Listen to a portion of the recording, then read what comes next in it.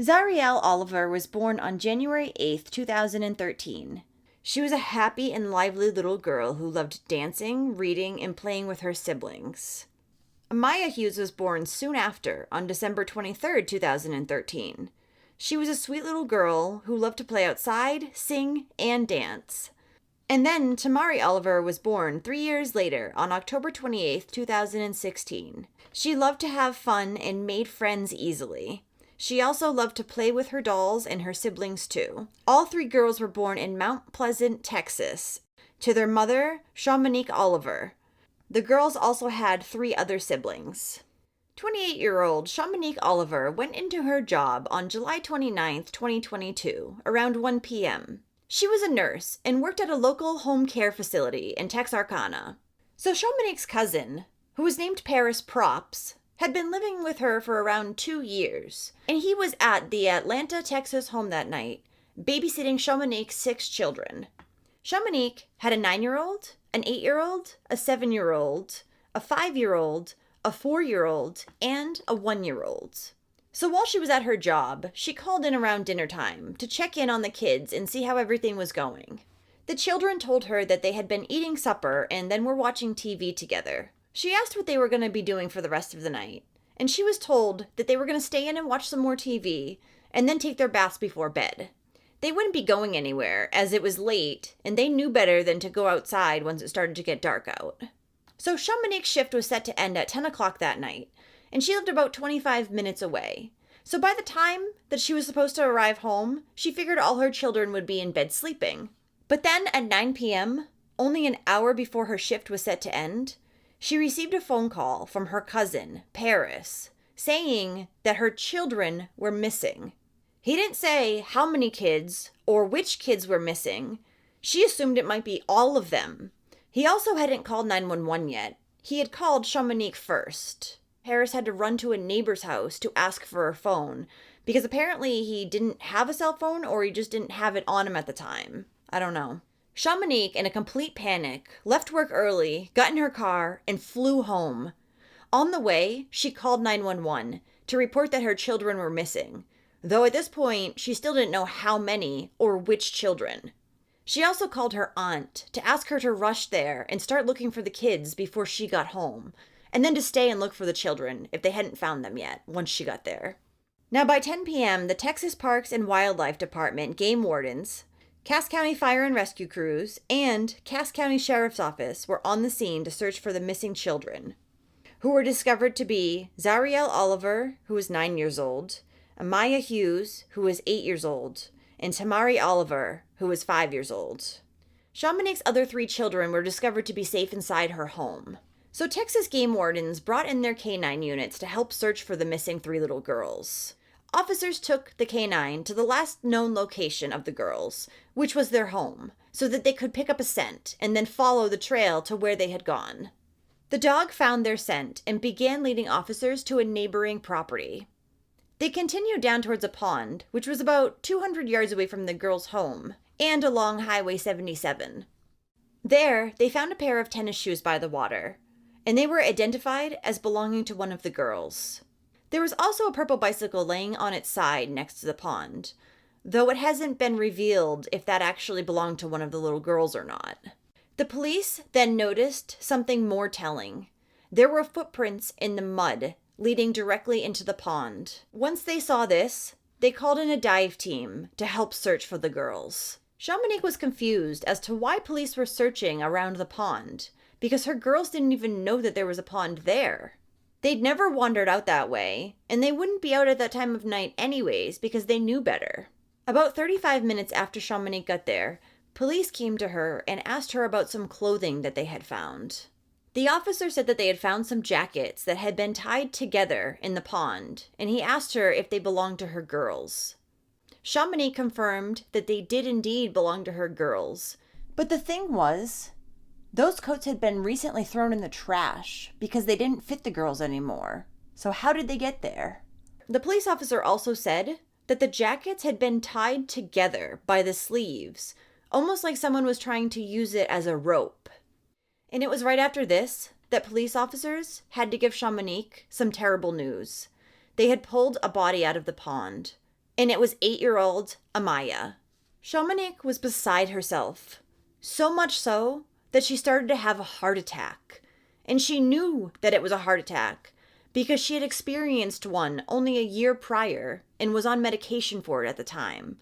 Though with all the ruckus, she had forgotten to take her medication. Shamanique was sent to a local hospital, and it was while she was at the hospital that she got the terrible news. Officers had found the other 2 girls' bodies. Zariel and Amaya's bodies were both also found at the bottom of the pond. Police told her that all 3 girls had drowned. Shamanique barely remembers the moment that she heard about her other 2 girls' bodies being discovered because they had to sedate her so she wouldn't suffer another heart attack. All 3 girls had been found, fully clothed, though 2 of them were missing their shoes. The little girls' bodies were sent in for autopsies, and when the autopsy results came back, everyone was in shock. They had not drowned at all. Their cause of death was strangulation. All 3 of them. There were also lacerations to their faces. And to make matters even worse, all 3 little girls were also sexually assaulted. And it wasn't until March 23rd, 2023, that a statement was released letting the public know that the girls' cause of death was not an accidental drowning, but rather homicide. The Cass County DA said that there had been a delay in the autopsy for some reason, and that's why there had also been a delay in letting the public know that there was still a child killer out there on the streets. And 31-year-old Paris Props, who had previously been living with the family, now wasn't even speaking to Shamanique. He was ignoring her. Since the girls had been discovered dead, police hadn't even interrogated him. They had asked him a few questions once they got to the scene that night, but he was never brought in for any type of formal interview. And he was the last adult that was known to be with them. At the time, he was living with his mother, and his mother was telling him not to speak to police, and she was telling everybody to stay away from the house as well. So keep in mind that Paris's mom is Shamanique's aunt, therefore also the 3 girls' aunt. And she's trying to protect her son, who knows something about the death of 3 innocent little girls, instead of giving them justice. And although Paris did attend the girls' funeral, he slept through the entire service. Paris also has a long criminal history that included misdemeanor weapon charges, narcotics charges, and criminal mischief charges. But Shamanique said that in the 2 years that he had lived at her house, there had never been any issues with him. Shamanique's 4-year-old daughter, whose name hasn't been revealed, spoke to Texas Rangers, and she told them that she had seen Paris going into the woods with the 3 little girls prior to their disappearance. But they wouldn't listen to her, stating that she was too little. Let me tell you, if my 4-year-old said something like this, unprompted, I would absolutely believe her. Kids make up shit like princesses and unicorns. Not this kind of stuff. The neighbor who had lent Paris her phone that night to call Shamanique said that she felt like something wasn't right. And she also says that she told police officers a very key piece of information. She said that when Paris had showed up to her house, he was wet. And not just wet like he had sweat a lot, but drenched, she said. During the girls' funeral, Shamanique noticed that Tamari and Amaya didn't really seem to have many lacerations on their face, as had been noted in the autopsy report. However, it looked like Zariel had sustained lacerations, as her mother said that her face looked like it had to be partially reconstructed for the funeral. Now, no one has been named a person of interest yet in this case. Nobody. It's been over a year now. And Shamanique has tried to reach out to the Texas Ranger who's working on the girl's case, Josh Mason, to ask him how the investigation's going and where they're at. But he never has returned her phone calls or emails. Oh, sorry. There was one time that he did. He called her from an unknown number and asked her if people had been trying to contact her since a press release had gone out. So it seemed that he was only concerned about possible bad press rather than what actually happened to the girls. Texas Rangers are investigating the murders of 3 young girls in Cass County, and now a controversial organization is injecting itself into the situation. NBC6's Donald Britton shares the latest.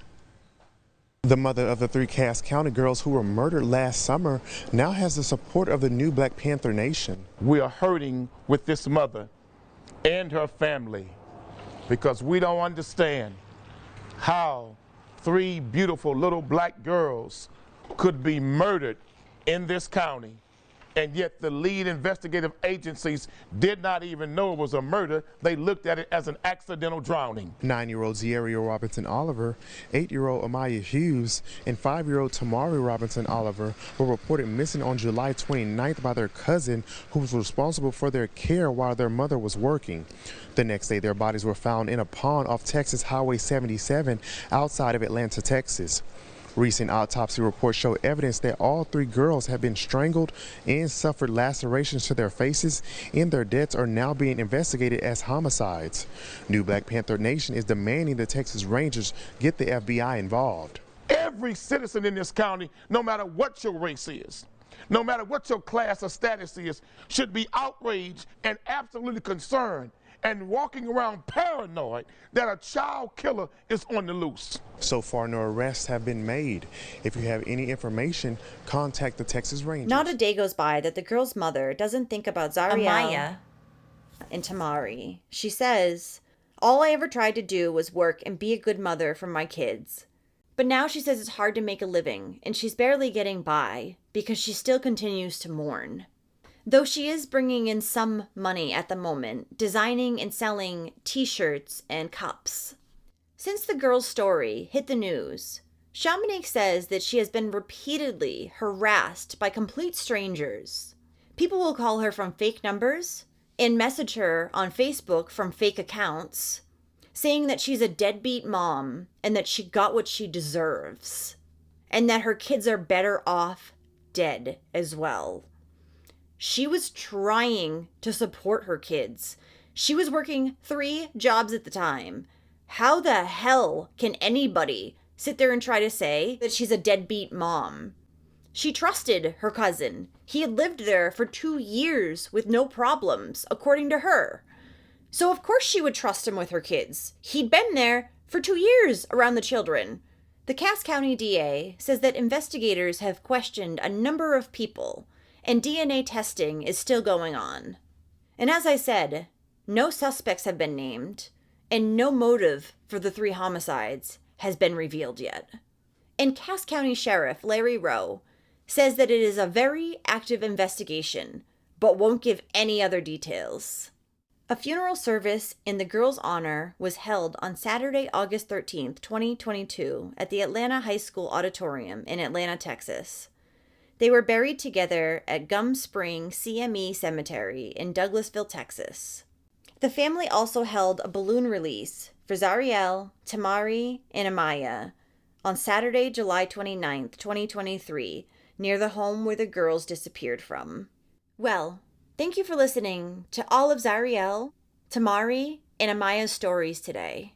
This is honestly outrageous that there are no suspects, no arrests have been made, and the man, the one adult that was with the children that night, hasn't even been formally questioned.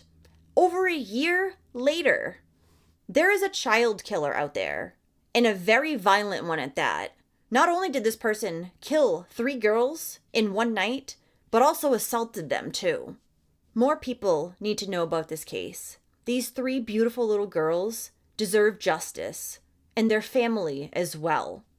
So, if you do like true crime and you want to hear it from me, then don't forget to hit that subscribe button below and turn on those notifications too, so you'll know when I upload a new video, which is 2 to 3 times every week. Thanks for watching A Wicked World today. Until next time, take care guys. Bye.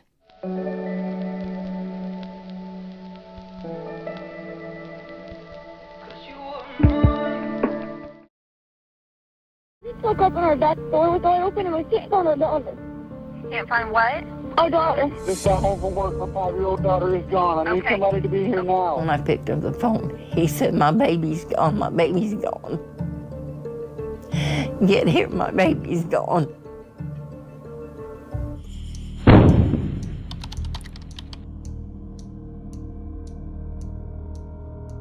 Haley Cummings was born on August 17, 2003, to Ronald Cummings Sr. and Crystal Sheffield in Jacksonville, Florida. She had 2 siblings, one of which who lived with her and was named after their father, Ronald, but he was usually called Junior. 5-year-old Haley was said to be imaginative, kind, and adventurous. She was said to make everyone's day a little bit better when she was around. She also loved macaroni and cheese, watching movies, and playing with her dad. Now, Haley had been born with Turner syndrome, which is an illness that affects only women. It leaves people partially or completely lacking a second sex chromosome, which can keep the female body from naturally maturing. Outward signs of this syndrome can vary, including a person being shorter than normal, having a webbed neck, droopy eyes, a broad chest, and ears that protrude outwards. Due to this condition, Haley was supposed to see an endocrinologist and a cardiologist monthly. However, she ended up missing nearly half of these appointments. So back when Haley's mother, Crystal, was only 14, she went to stay with Ronald and his family one weekend. And it was only supposed to be for one weekend. However, she never returned back home and then ended up dropping out of school as well. When she was only 17, Crystal then gave birth to Haley, and 18 months after that, she had her brother Junior. At one point, however, the Florida Department of Children and Families opened a case on the children when Haley was a toddler and had been found unresponsive, face down in a water-filled ditch.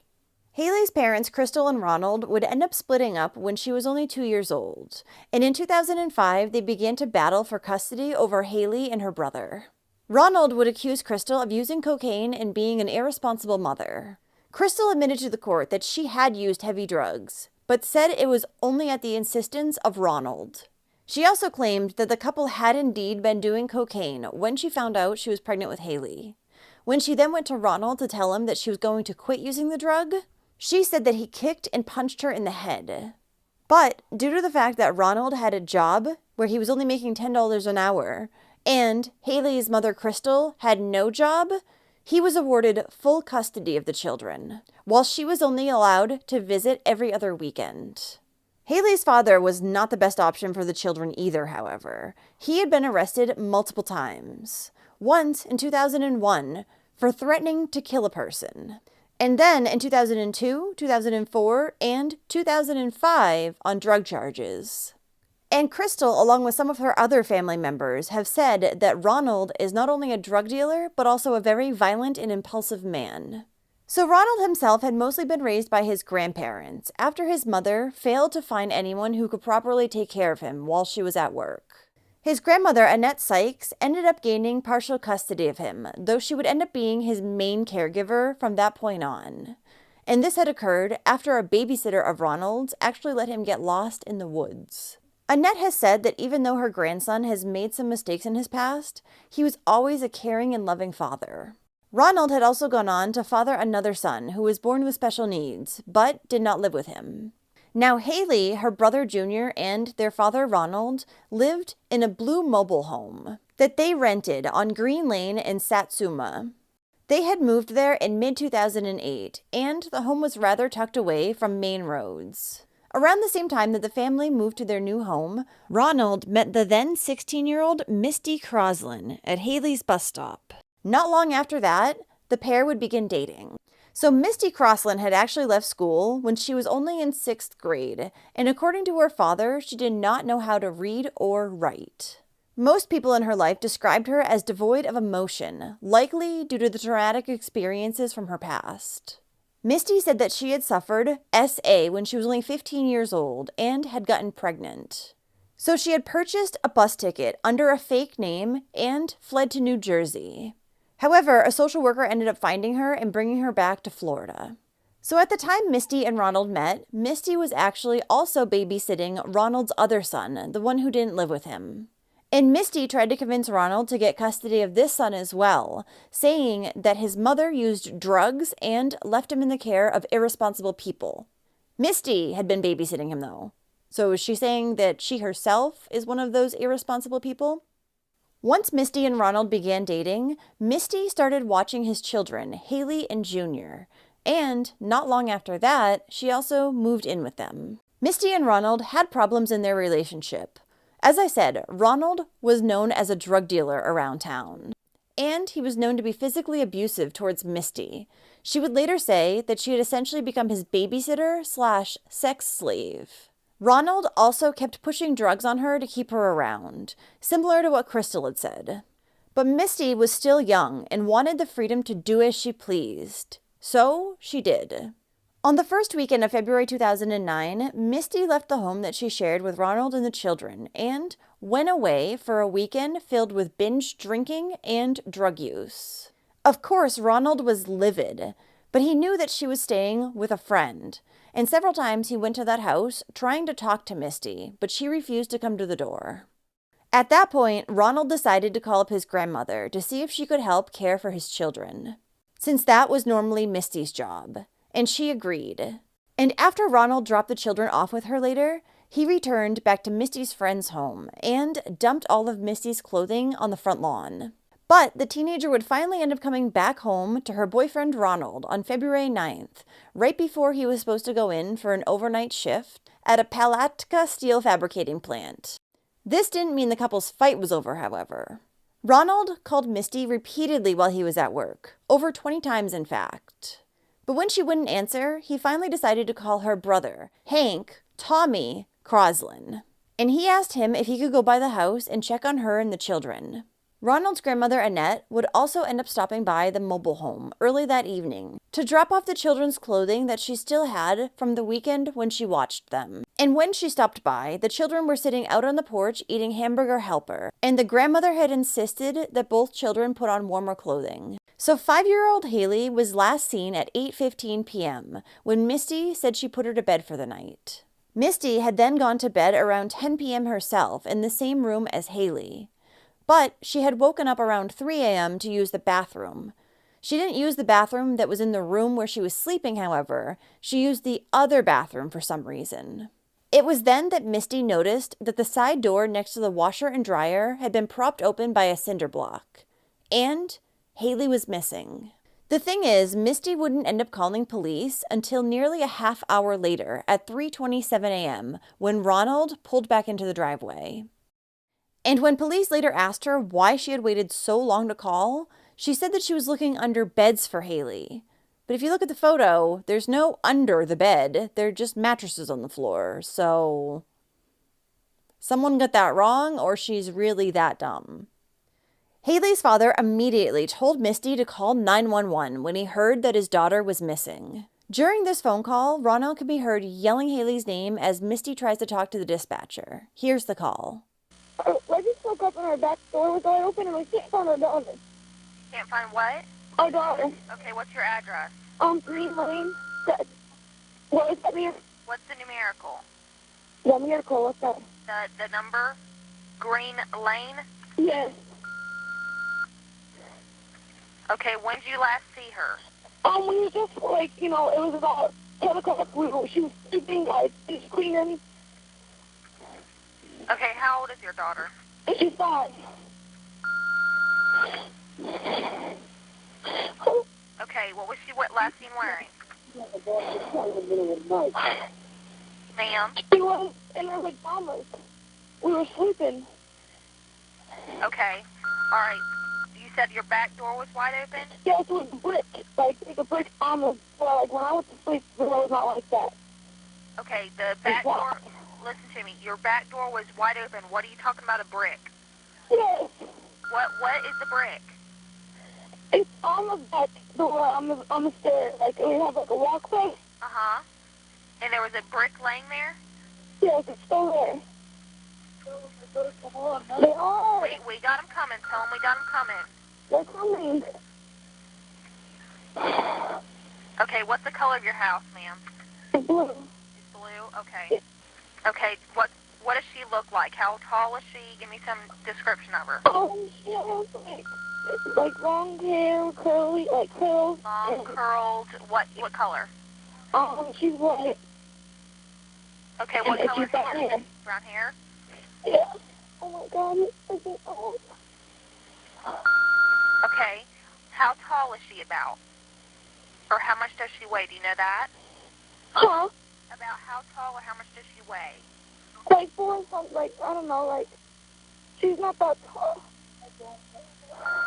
Okay, tell your husband we got him coming, okay? Okay. How much does she weigh, do you know? Huh? How much does she weigh? Like 40, 50 pounds, 60 pounds. 40 to 60 pounds? Yeah. Okay, let me get your name and phone number. My name is... Spell your last name? Oh, Okay, was your back door locked, do you know? yes, but that's what I always say locked. Man, I need somebody to get here now. Okay, let me speak to him so he Here. I just got home from work. My 5-year-old daughter is gone. I need Okay. somebody to be here now. I'm telling you. Listen to me. We got 2 officers. If I find whoever has my daughter before y'all do, I'm killing them. I don't care. I'll spend the rest of my life in prison. I'm telling you, you can put it on recording. I don't care. Okay, it's okay, sir. We got him on the way. Okay, can you give me what kind of description of her pajamas that she was wearing? I don't fucking know. I was at work. Okay, sir, we got him coming, okay?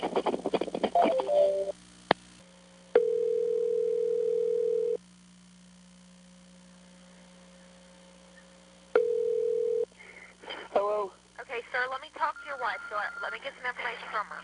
Man, Okay. I don't fucking know. Can I talk to her? Yeah, man. Okay. How the fuck do you let my daughter go, bitch? Ma'am? Yeah. Okay, listen to me. I need you to answer some questions. Does the door look like it was pried open? Yeah. Does it look like you had some sort of someone try to enter into your house? Hold on. And another thing, make sure you and your husband don't touch the door anymore. Don't mess with the door or anything. No, it doesn't. It doesn't look like it is? No. Okay, now listen, tell your husband to not touch anything. Make sure it's, because we're going to try to get a canine out there. Okay? She said don't touch anything because they're bringing K9 out here. They better motherfucking bring something in. If I find that motherfucking kill him, I don't give a fuck about prison. Prison don't scare me. Okay, we understand. We got him on the way, okay? What's her name? How do you spell her first name? What's her middle name? Yeah. And the spelling of the last name is... Well, that's my last name. That's not hers. Her name is... Where'd you do it? What's her date of birth? I'm gonna fucking kill somebody. Okay, well, tell him we understand. We need to get her date of birth. What's her date of birth? Fucking date of birth is. We need to find her. Fuck her date of birth. Okay, listen to me. I'm getting this information. I'm not the officer driving out there, okay? Okay. They're coming out there to handle that situation. I need to gather all information from you over the phone. It has nothing to do with me driving out there. The officers are taking care of that, okay? They're coming out there, okay? Okay.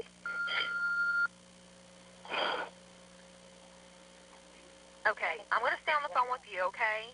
Okay. Until they get there. All right, hang on.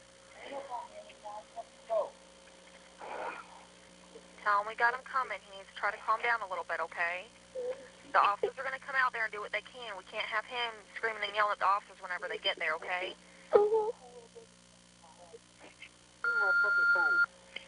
Got better people to talk to than the fucking motherfucker that ain't coming. Ronald ended up hanging up on the dispatcher multiple times. And when the police arrived on the scene, Ronald was outside punching things. He was punching them so hard, in fact, that the skin on his knuckles had started to peel away.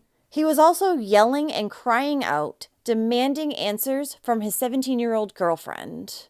Ronald even said to one of the officers that his dumb fucking girlfriend told him that his daughter was missing. Inside the home, detectives would find Haley's homework and a pot of hamburger helper still on the stove. But not much else besides that. Following the little girl's disappearance, Ronald and Misty were not allowed to go back into the home as police searched for more clues. Anything that could lead them to finding Haley. So instead, Ronald, Misty, and Annette all camped out on the front lawn of a home just up the street. And Haley's mother, Crystal, set up a campsite on the opposite end of that yard. Worried and caring neighbors brought them blankets and food. They all wanted to be nearby in case Haley was found. Police with canine tracking dogs fanned out in all directions, one heading towards the St. Johns River a quarter mile away, and another walking towards the railroad tracks in the opposite direction. Where had Haley gone, though? After all, she was scared of the dark. Soon, the search for Haley grew from a local concern to a nationwide news story.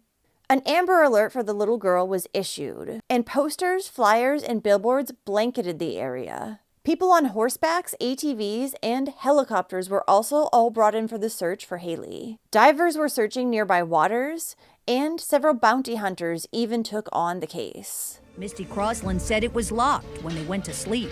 Somebody stole my child out of my bed.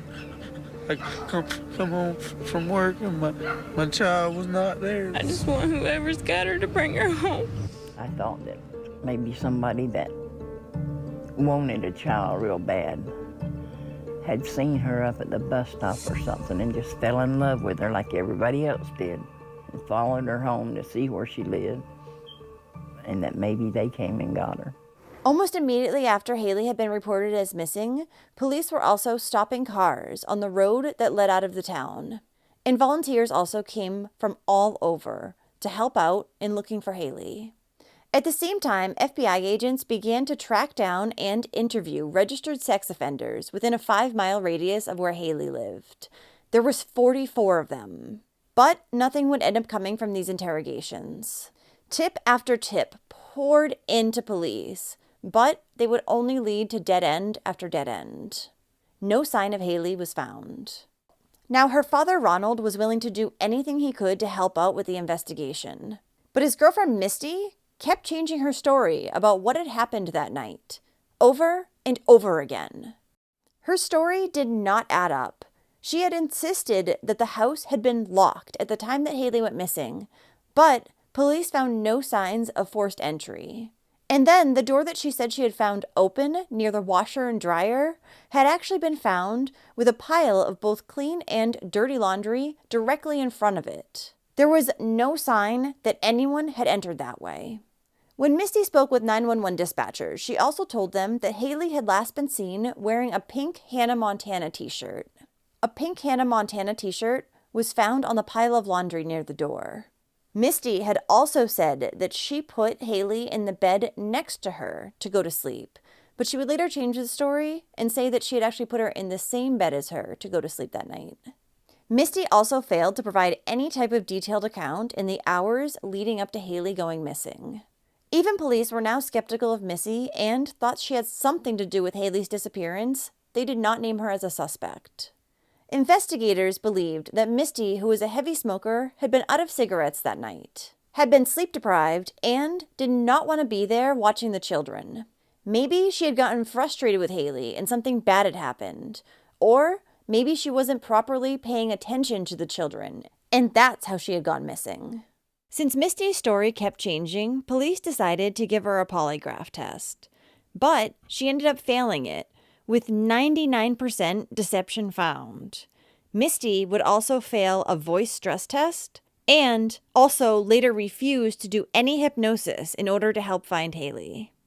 Hank Crosland, Misty's brother, the one who had stopped by the house that night, was also interviewed by detectives. He lived just down the street from Ronald and Misty and had arrived at the home at 9:45 p.m. When he arrived, he said there were no lights on in the home, and after banging on the door for a little while, no one came and answered, so he left. Which was completely contrary to what Misty had previously told detectives, that he had stopped by and had a joint outside with her. When authorities spoke with Haley's younger brother, Junior, who was only 3 at the time, he said he had seen a man in dark clothing enter the bedroom that night, but they were never able to verify this. The sheriff's office would end up issuing statements clearing both of Haley's parents, Ronald Cummings and Crystal Sheffield, of suspicion in her disappearance. During their search for the little girl, Geraldo Rivera even got into a verbal confrontation with her father, Ronald, regarding the allegations that he was abusive as well as a drug dealer. They told me that you hit Haley. Is that true? No, never, ever have I ever hit my child. Me and my child have an agreement. Daddy, daughter, she has been spanked on her behind the way DCF says that you can take care of discipline your children. You never backhanded her to the face? Never have I ever backhanded my child in the face, ever. Did you hit Crystal when she was pregnant? No, I did not, never. You didn't hit her in the back of the head and kick her? No, I never have. You swear to God you never hit your pregnant woman? Never have I ever hit any woman. Period. Never. And I'd like to know where all these allegations are coming from, because I would like to talk to law enforcement and have these false allegations known that the false allegations against me, somebody needs criminal charges pressed against them. What about the allegations, the cocaine use, methamphetamine use? There's nothing. I do not do drugs. You don't do drugs? All those arrests were all? No. If some associate of yours, some associate that had something to do with drugs, and this is not about drugs, but if these people are on the dark side of life, don't you think that you should share that information? Tell us about when you told Marcus and Chad that you were 75% sure and you had your gun ready, and you had your gun ready, and you were going to go get him. Didn't you say that? Isn't that a fact, Ron? No, it is not a fact. Why would they make that up? Why would they make that up for me? I don't know why they would make law up for you, but I am fixing to have the law called right here, right now, because you're making up things, or they're making up things, and you're getting into I am relating to you what they are saying. Please back off, man. That's my son. All right, well, I'm sorry. I am sorry for what has happened. No, you're not sorry. You need to go. We are. Hey, daughter, listen. You want to come up here and make commercial allegations? Why don't you go back to the These are not my allegations, ma'am. These are not my allegations. You have to understand that. All we care about You have to understand this is not my allegation. Don't touch him. Don't touch him, please. We'll leave it. Come on, let's go. Let's go. I wanted you to see that all this is about is my daughter. I love you, Yeah, baby. I If want you were her out there, out of my I field. want This is you Teresa to now. know that I love you, and I will find you, baby. Yeah, I love you. And to whoever has you, please bring my daughter home to me. I love my daughter. I love you, baby. I will find you. Many people, including police, were looking at Misty, but since there was no proof she had done anything, she was not arrested. However, Misty did tell authorities that her cousin Joe Overstreet, the one who had sexually molested her, had actually violated his probation by leaving the state that he lived in, Tennessee, and going to Florida at the same time that Haley had gone missing. Joe had then later left town on February 10th, the very next day, and he headed back to Tennessee. So since the timing of Joe being in the state of Florida seemed rather coincidental, police decided to go speak with him. But they would later discover that the car Joe had been driving had actually been stopped by police on the way out of town, and there were no signs that Haley was there or had ever been in there. At that time, investigators publicly announced that Joe had been cleared as a suspect, but his name would come up again later in the investigation. Only weeks after Haley disappeared, in March 2009, her father Ronald would not only propose to his girlfriend Misty, but they would also get married in a backyard ceremony. While his daughter is missing, and he's marrying the woman, the only adult, who was there the night that his daughter did disappear. Not to mention the fact that she kept changing her story over and over again. A very clear sign of guilt. Many people were outraged that Ronald would get married to this woman, and while his daughter was still missing. Some people were saying that maybe the couple had gotten married because Misty was underage and Ronald didn't want to get in trouble for statutory rape. But others think that they had gotten married so they wouldn't have to testify against each other, had they both been involved in Haley's disappearance. The couple's marriage, however, wouldn't end up lasting very long, and they would get divorced that very fall. August. Here with us exclusively this morning is her stepmother, the last person to see her, Misty Cummings. Good morning, Misty. Good morning. This week, I know you had a tough setback in your life. Your husband, Ronald, announced publicly that he wants to divorce you. This is Haley's dad, and he said that there are inconsistencies in your story that bother him. He has supported you from day one. Why do you think he's changing now? He tells me it's, just too much pressure on us right now. And, I got family problems. My family's trying to start problems. It's just too hard. So you think he's divorcing you because the stress of all this is just too hard? Yeah. But what about his claims that you're telling different stories? Do you think he believes you're guilty now of something? No, I don't think so. What has he said to you about this? He hasn't really said much about it, He believes me. He doesn't think I had anything to do with Haley gone missing. For people who don't believe you, including police who say that you're a suspect and have questioned your inconsistencies, what do you say? How do you defend against that? They just need to move on and look for the right person because they're focusing on me, and I'm not the one that has Haley. I don't know where she is, so they need to look for the person who does have Haley. You've always said that you had nothing to do with this. In fact, you wanted to take a polygraph test, which you took, and failed. Why do you think you failed it? I didn't want to take the polygraph. I was supposed to do a hypnosis. That's what I was supposed to do. One of the guys said that it could be the reason I'm failing is because I feel like it's my fault because I was the last one seen with her. It was that night you say you put her to bed around 8 o'clock. At 3 a.m., she was gone and the door was open. Yeah. What do you think happened to her? Someone come in and got her, obviously. I feel like it's on the other side of the family that has her. But that's just how I feel. Do you feel that police have looked at everyone they need to look at? I don't think they looked at everyone as close as they have me. You're so young. How old are you? 17. 17, and you used to babysit Haley all the time. Then you became her stepmother. Did you feel ready, and were you glad to take on those motherly responsibilities so early on? Yes. Yeah. I love them kids. And you still wear the T-shirt and the picture of Haley. You've been a suspect. The media spotlight has been on you. What has this been like for you over the last couple of months? Really hard. Really, really hard. Just want everything to be back to normal. I want Haley home. Definitely. Do you think she is still alive? I feel in my heart that she's still alive, yes. Do you think that Ronald Cummings will go through with the divorce? Yeah. Yeah, I do. And you're resigned to go on without him?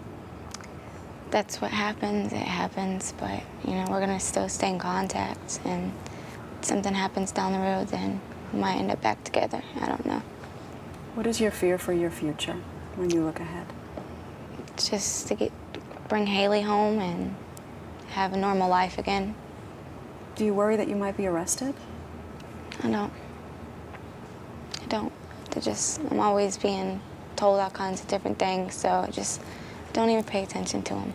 All right, Misty Cummings, thanks for coming in this morning. You're welcome. Months after Haley disappeared, investigators would do a thorough search of Crystal's family's property that was located in Baker County. And Haley's mother, Crystal, would say that this was an attempt to quiet the rumors that Haley was buried on the property. 14 months after the little girl disappeared, police went back to interview Misty's cousin, Joe Overstreet, again. This had come after Misty's brother Hank had called his grandmother from jail and said that Joe had entered Ronald's trailer looking for a gun, but when he couldn't find it, he had left with Haley instead at knife point. Misty had also called her grandmother and given a similar version of events, as well as told investigators that she was cowering underneath sheets as the little girl was taken. So changing her story yet again, and doing a terrible job protecting the children she's supposed to be protecting. However, Hank Crosland would later say that he made up this story in an attempt to get leniency after he, his sister, and Ronald were all arrested in an undercover drug sting. In January of 2010, all three had been busted with drugs. For over a month, investigators had conducted an undercover operation. Apparently, an undercover officer had bought from them on more than 7 occasions over 300 pills. They received harsh sentences too. Misty Crosland was sentenced to 25 years in prison. Ronald Cummings and the rest were sentenced to 15 years. And Ronald would be released in October of 2022 after he qualified for incentive gain time when he had served 85% of his prison sentence.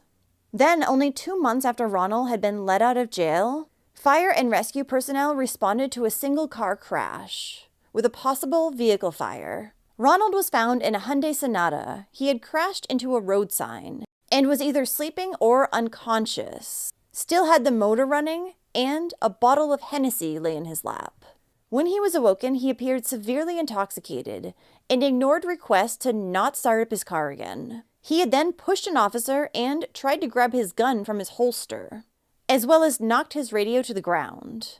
At that point, Ronald was charged with battery of a law enforcement official, trafficking oxycodone, possession of a controlled substance without a prescription, resisting an officer with violence, and 2 other charges. After Haley had gone missing in February of 2009, her mother, Crystal, tried to gain custody of her little brother, Junior. which she would end up being awarded when Ronald went to prison on his drug charges. But Crystal has also been arrested multiple times since her daughter's disappearance. One in 2013 for disorderly intoxication and theft, and one in 2014 when she was arrested on a drug paraphernalia charge. Haley's maternal grandmother, Nancy Marie Griffiths, has said that it's important that the Putnam County community knows that her granddaughter has not yet been found. She said, "All it could take is to have that one person with a tidbit of information to come forward and just tell somebody, 'Hey, I know this. Tell it, please.' Haley deserves justice and to be brought home, one way or another, to get her family closure." Haley's great-grandmother, Annette Sykes, and her grandmother, Nancy, unveiled a plaque with Haley's name and picture next to a tree that had already been planted in her honor outside of her school in Putnam County. To this day, no trace of Haley has ever been found. Our inconclusive autopsy report found no signs of blunt force trauma or physical injury. The house was in very deplorable condition, yes. Authorities report as many as 15 squatters lived in the home.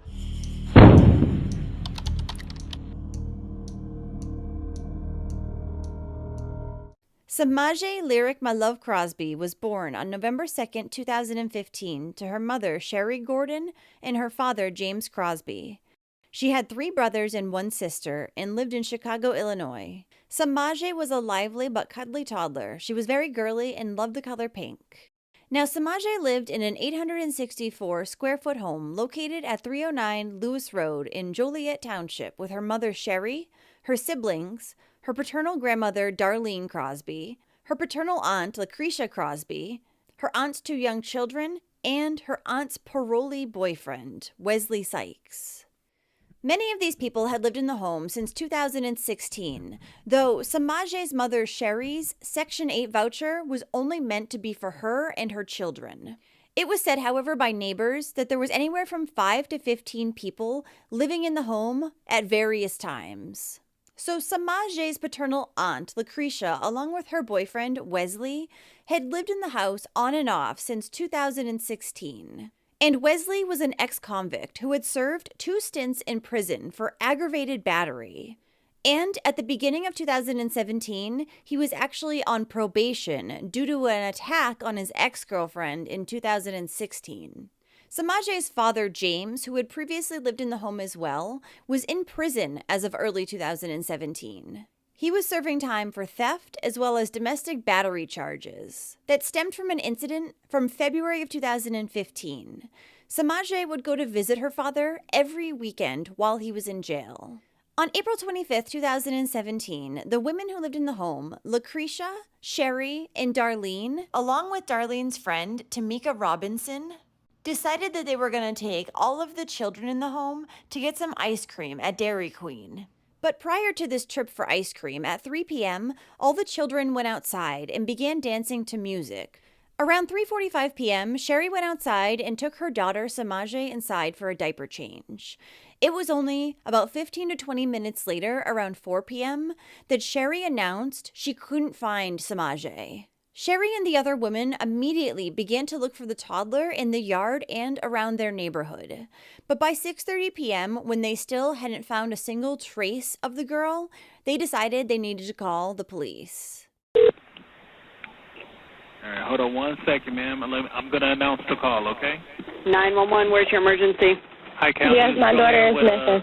Hold on, ma'am. Let them talk first. With a transfer for 309 Lewis Road in Preston Heights. Go ahead, ma'am. Thank you. What's going on there? Yes, my daughter is missing. I cannot find her. She was outside playing with the kids, and she's missing.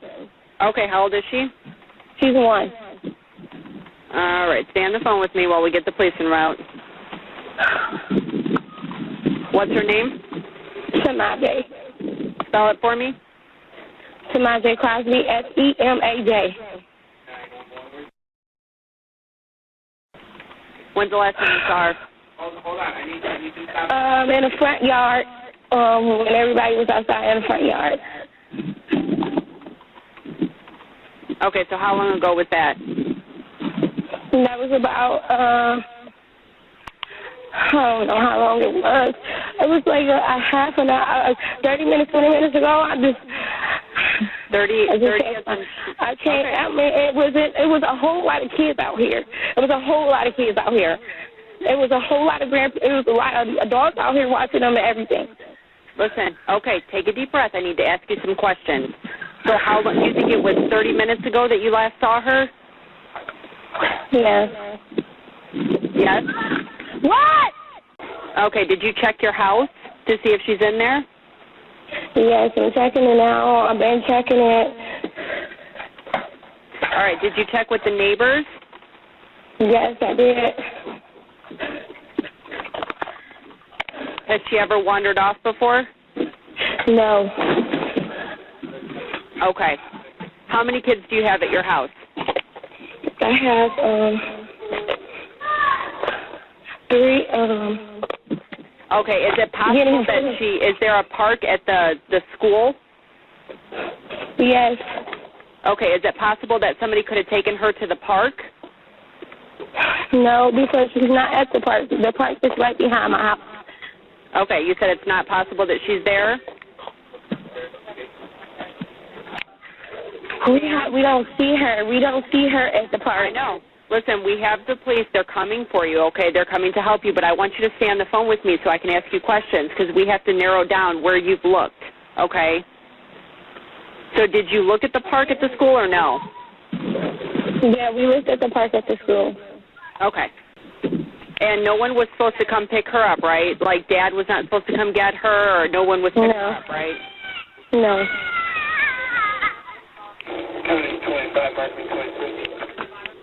Okay, so she's a female black. She's got pigtails in her hair. And she's wearing like blue jean sweatpants with a gray sweater? Yeah. Okay, can she walk on her own? Yeah, she could walk. Okay. Mommy! And one of the older kids that's at your house, nobody took her, right? They're all accounted for? You don't have anybody missing? Yes, my daughter is missing. Right, I understand, but your older kids are there, right? Yes.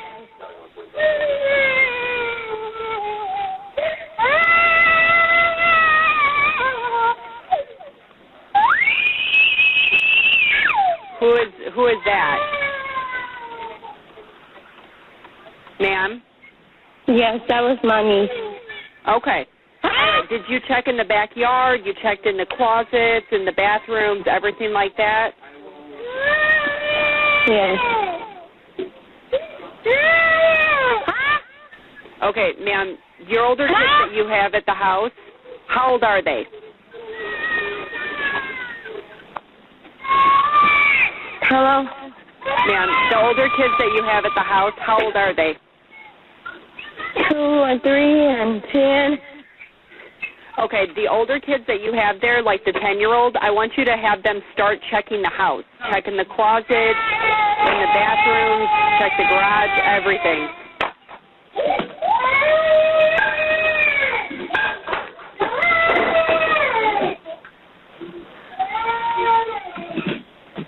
Do you understand what I'm asking you, ma'am? Hello? Did you understand what I asked you? Yes. Okay. That 10-year-old, that's the other child that's there, you need to have them start looking for her, okay? They have been looking for her. All right, they checked the house, though, really well, correct? She's not in the car? Yes. Do you have a garage attached to the house? No, I do not. Okay. Do you have a vehicle parked outside? No, I do not. Okay, we checked the vehicle, right? It's okay, ma'am. It's okay. Listen, take a deep breath, okay?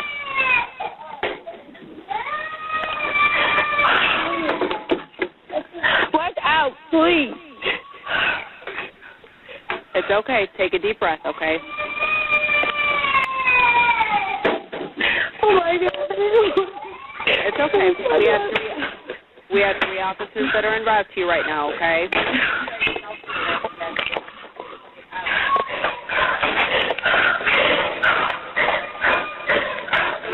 Take a deep breath, in through your nose, out through your mouth.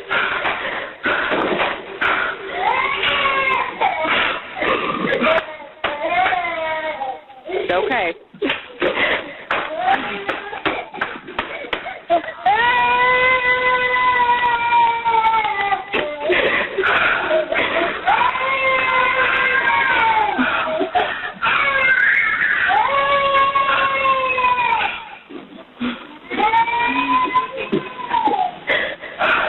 Take a deep breath. There's no other adult that's there with you right now? Get out of there, please.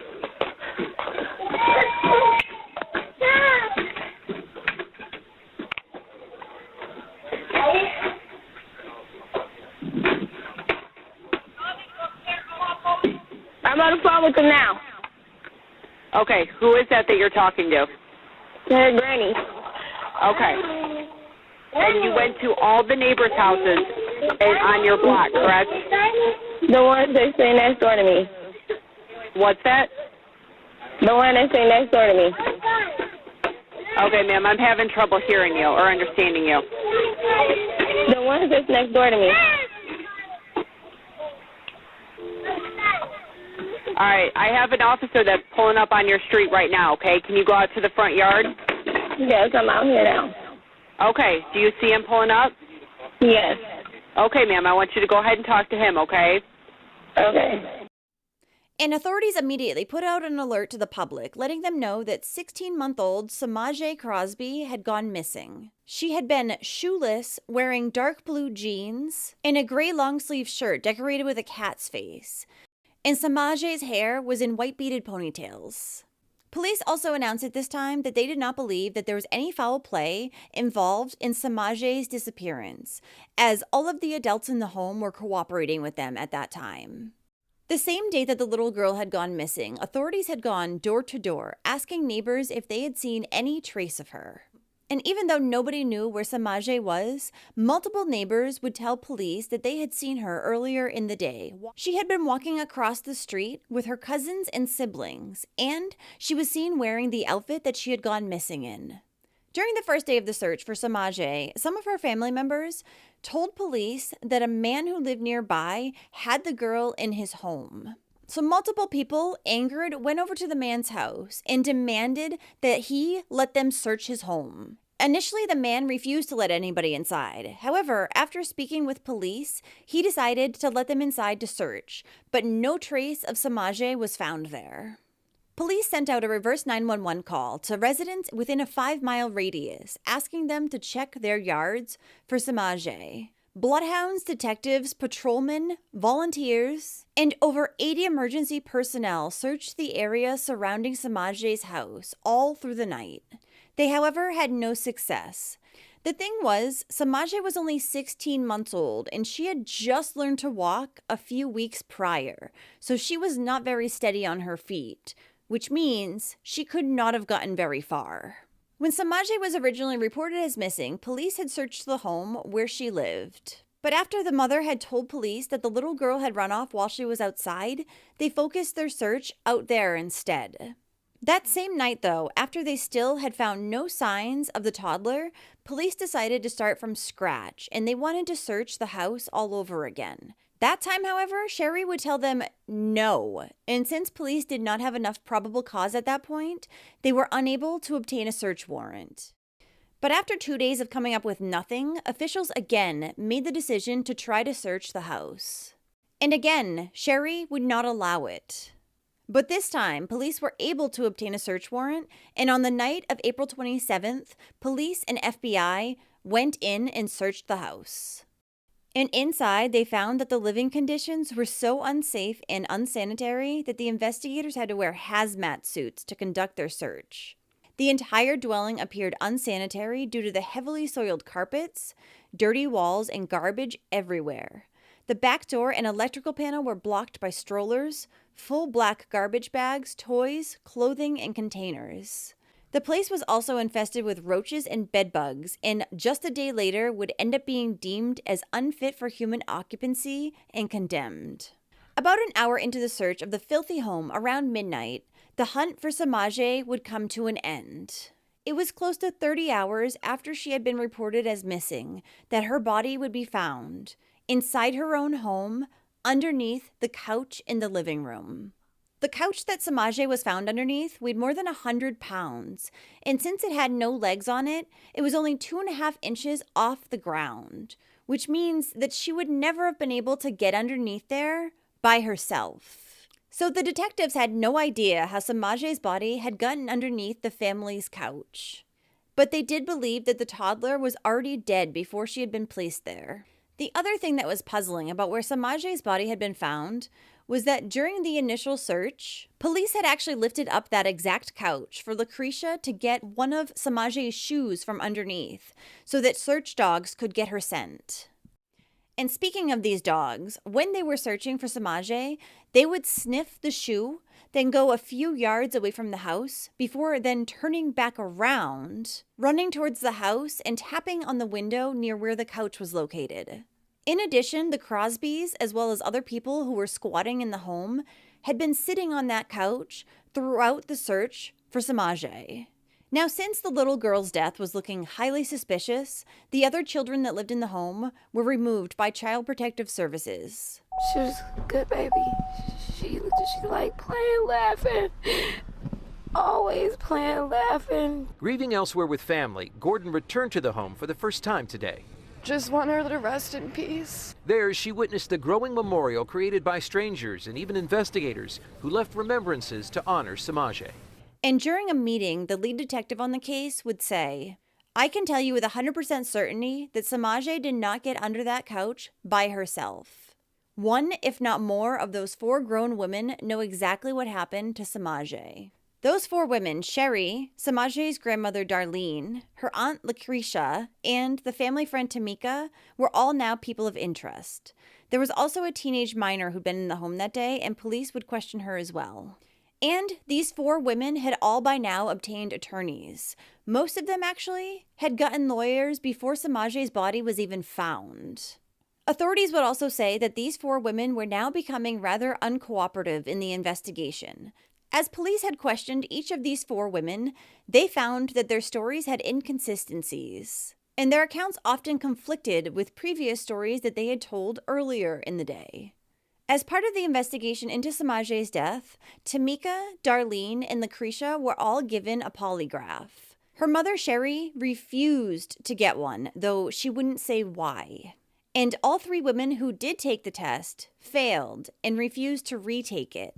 Darlene even said that it was a hoax. And the Crosbys were now refusing to let Darlene's minor daughter, the teenager who had been in the home the day that Samaj had disappeared, speak with police at all. Another thing that was looking suspicious is that on the day that Samaj had disappeared, her godmother, Latoya, had driven over to the home to help look for her. And once Latoya had gotten there, she noticed that everybody was out searching for Samaj. She says everyone except for Darlene and her friend, who were just sitting around, casually laughing and talking. And while they had been looking for Samaj, her aunt Lucretia had followed Sherry around, staying very close to the mother during various interviews that she monitored, interrupted, and even ended. The entire time making sure that she never left her side, and all communication was monitored and controlled. And also, during an interview with police, Lucretia had interrupted by telling Sherry, "Do not talk to them." When Samaj's grandmother, Darlene, spoke with the media, she denied ever getting a lawyer herself.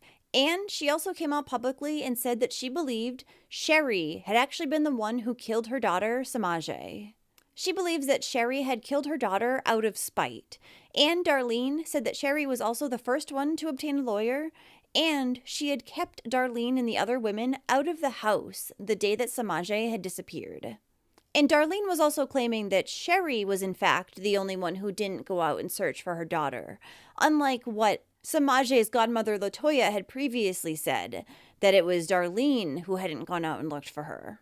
So who knows? Tamika Sims, also one of 5 persons of interest, says she has cooperated extensively and was asked as recently as a few months ago to help with the investigation. I've been working with them from day one. I have always always participated in as far as with the police. Sims tells us she distanced herself from Darlene and Lucretia Crosby when she says their stories started to change. I started believing, like, well, maybe they might be a part of it too. Their story never stayed the same. They was switching up stuff. Like, I don't get it.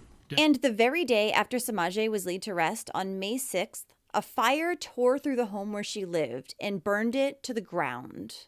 Upon their arrival, firefighters had seen tons of smoke billowing out of the home, and for safety reasons, they had decided to just let it burn down. The fire would end up being ruled as arson by fire marshals, but no arrest would be made. And as a result of the fire, investigators on Samaj's case were now faced with the fact that all the additional evidence that was in the home and that could have led to an arrest was now permanently destroyed. At this time, Samaj's autopsy results were also pending further studies, which left a lot of questions surrounding her death. The medical examiner had found that there was no sign of trauma to Samaj's body, and it was not clear at first exactly how the little girl had died. It took 4 more months, an entire 5 months since Samaj had been found dead inside her home, for her death to finally be ruled a homicide. An additional autopsy that was performed in September of 2017 found that the girl had died of asphyxiation. The coroner's office said that its homicide ruling was based on the unusual circumstances surrounding Samaj's disappearance. The subsequent discovery of her decomposing body underneath the couch in her own home, multiple previous contacts with DCF, the suspicious fire at the residence, and the lack of cooperation by the suspects. Yes, Child Protective Services had prior contact with the family and had actually been working with them since September of 2016. They were highly criticized after Samaj's death for not doing more to protect her, as they should be. One reason for the harsh criticism was because only 40 minutes before Samaj had disappeared at 3:20 p.m., Child Service Protection workers had stopped by the house to check in on the toddler and her family. They were visiting that day due to allegations of neglect by Sherry. In the past, the Child Services Hotline had received multiple phone calls in regards to Samaj, her siblings, and her cousins. One complaint said that there were 30 people living in the 864-square-foot home, and they were openly drinking and using drugs in front of the children. On the day that Samaj had gone missing, there were numerous adults and children who were squatting in the home, some of them being previous child abusers. This included Aunt Lucretia's boyfriend, Wesley Sykes, who had sexually abused Samaj's 3-year-old cousin and was abusive towards the 3-year-old's younger brother as well. Wesley had actually been taken into custody the same day that Samaj had disappeared, but prior to her disappearance, so he was not considered to be a suspect. Samaj and her siblings had been the victims of child abuse, verbal, physical, and mental. One of Samaj's brothers, who was only 7 years old, struggled so much in the home that he reported suicidal ideations to both his mother and his teacher. This teacher had notified Child Services, who was already conducting an investigation on Sherry at the time. And due to these ideations, the 7-year-old had actually been hospitalized 3 times since September of 2016. This courageous older brother of Samaj had actually told child service workers about the abuse that he was dealing with. He also said that he no longer wanted his paternal grandmother and aunt living with them, but he was never helped. Child service workers described Samaj's mother, Sherry, in reports as nurturing and caring towards her children, but she potentially had cognitive and/or learning disabilities. And these potential disabilities may have impacted her ability to ensure that her children's health and mental health were properly cared for. During a visit from DCF that had happened in April of 2015, investigators had found sufficient evidence that Samaj's father, James, had actually whipped his 5-year-old son with his belt after the boy had gotten in trouble at school. And when Samaj's 7-year-old brother had reported in January of 2016 that his mother, Sherry, hit him and his siblings over the head with a shoe, the case was assigned to a caseworker who was relatively new and already overwhelmed with other cases. So, what this worker had done was closed out the case within a week, citing insufficient evidence. This was after the children in the home had denied that there was any abuse going on because Of course they're going to. And an outside social worker told the DCF investigator that she had no concerns related to the allegations. Even though detectives had said that the home where the little girl lived with her family was uninhabitable, Child Services said differently. They said that the home was often messy but was not deplorable. During the most recent visit, a caseworker had noted that the home was rather untidy, but had told Sherry that she just needed to make sure it was clean by the time they returned back in a couple weeks. And when Child Services was later confronted about this, they would say that they don't take children out of their homes simply because they're dirty, which I get, but then there was also lots of abuse allegations and neglect allegations on top of that, so. It was discovered that the DCF office that had handled Samaj's case at the time of her death had actually had a contest going on that had started 3 months prior.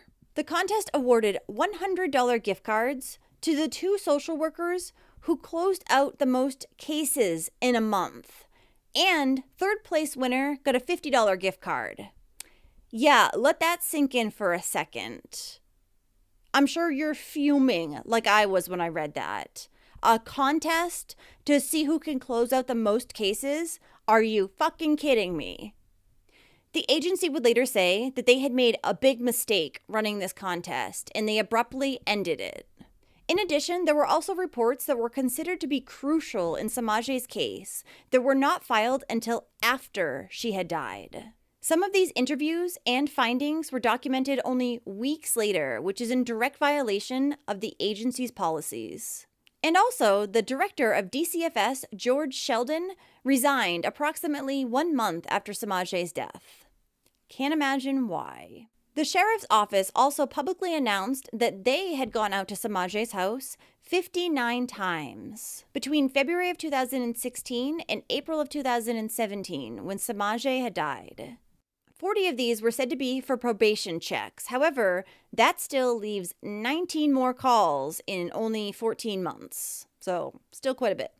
It's said that 2 of these police visits were for welfare checks, one in October of 2016 and one in March of 2017. 4 other visits were for disturbances, some domestic in nature. 4 were for public service, 2 were for crisis intervention, and 2 more were to deliver subpoenas.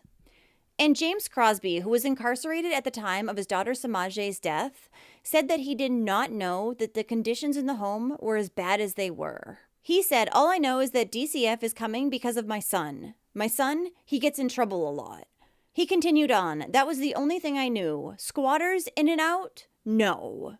Which I don't necessarily believe that, but.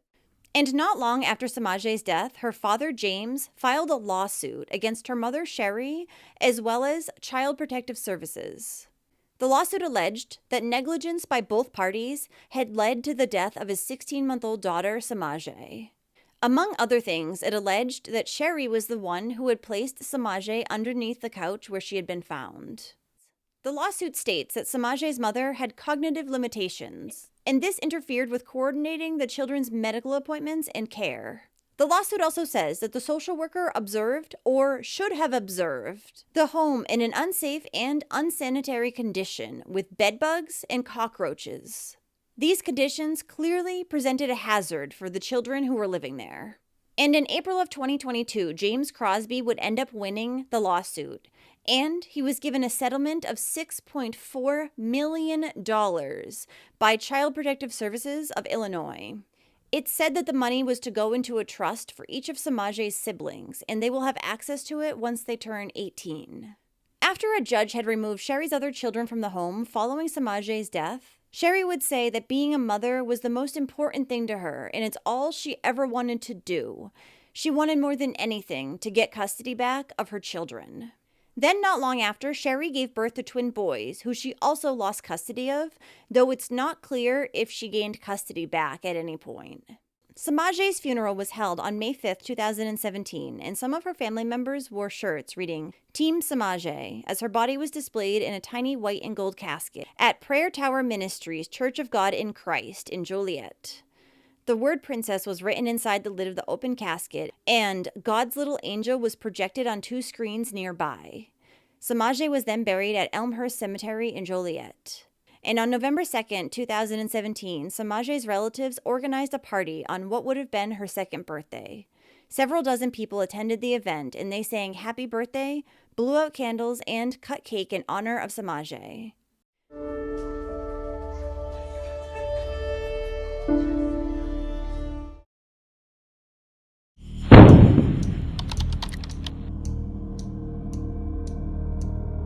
Kaylee Anthony was born on August 9th, 2005, to her mother, Casey Anthony, in Orlando, Florida, though it's unknown who her father is. It's said, however, that Kaylee was very smart, sassy, and spunky. She even knew many words in Spanish at her young age, and she enjoyed watching Dora the Explorer and the Pink Panther.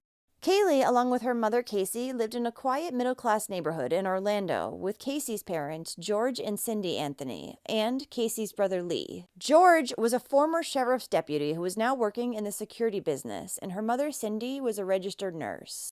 Following high school, 19-year-old Casey had gotten a job at Universal Studios Florida theme park, and it was there that she met a young man named Jesse Grund. Casey and Jesse began dating at the end of 2004, and close to 6 months later, she told him that she was pregnant with Kaylee, and he was the father. Now, Casey had kept her pregnancy a secret up until this point. She hadn't told anyone, not even her parents. In fact, she didn't even come out with this information until her brother Lee confronted her about it. At first, Jesse told Casey that he thought they were too young to raise a child, and he thought that they should give the baby up for adoption.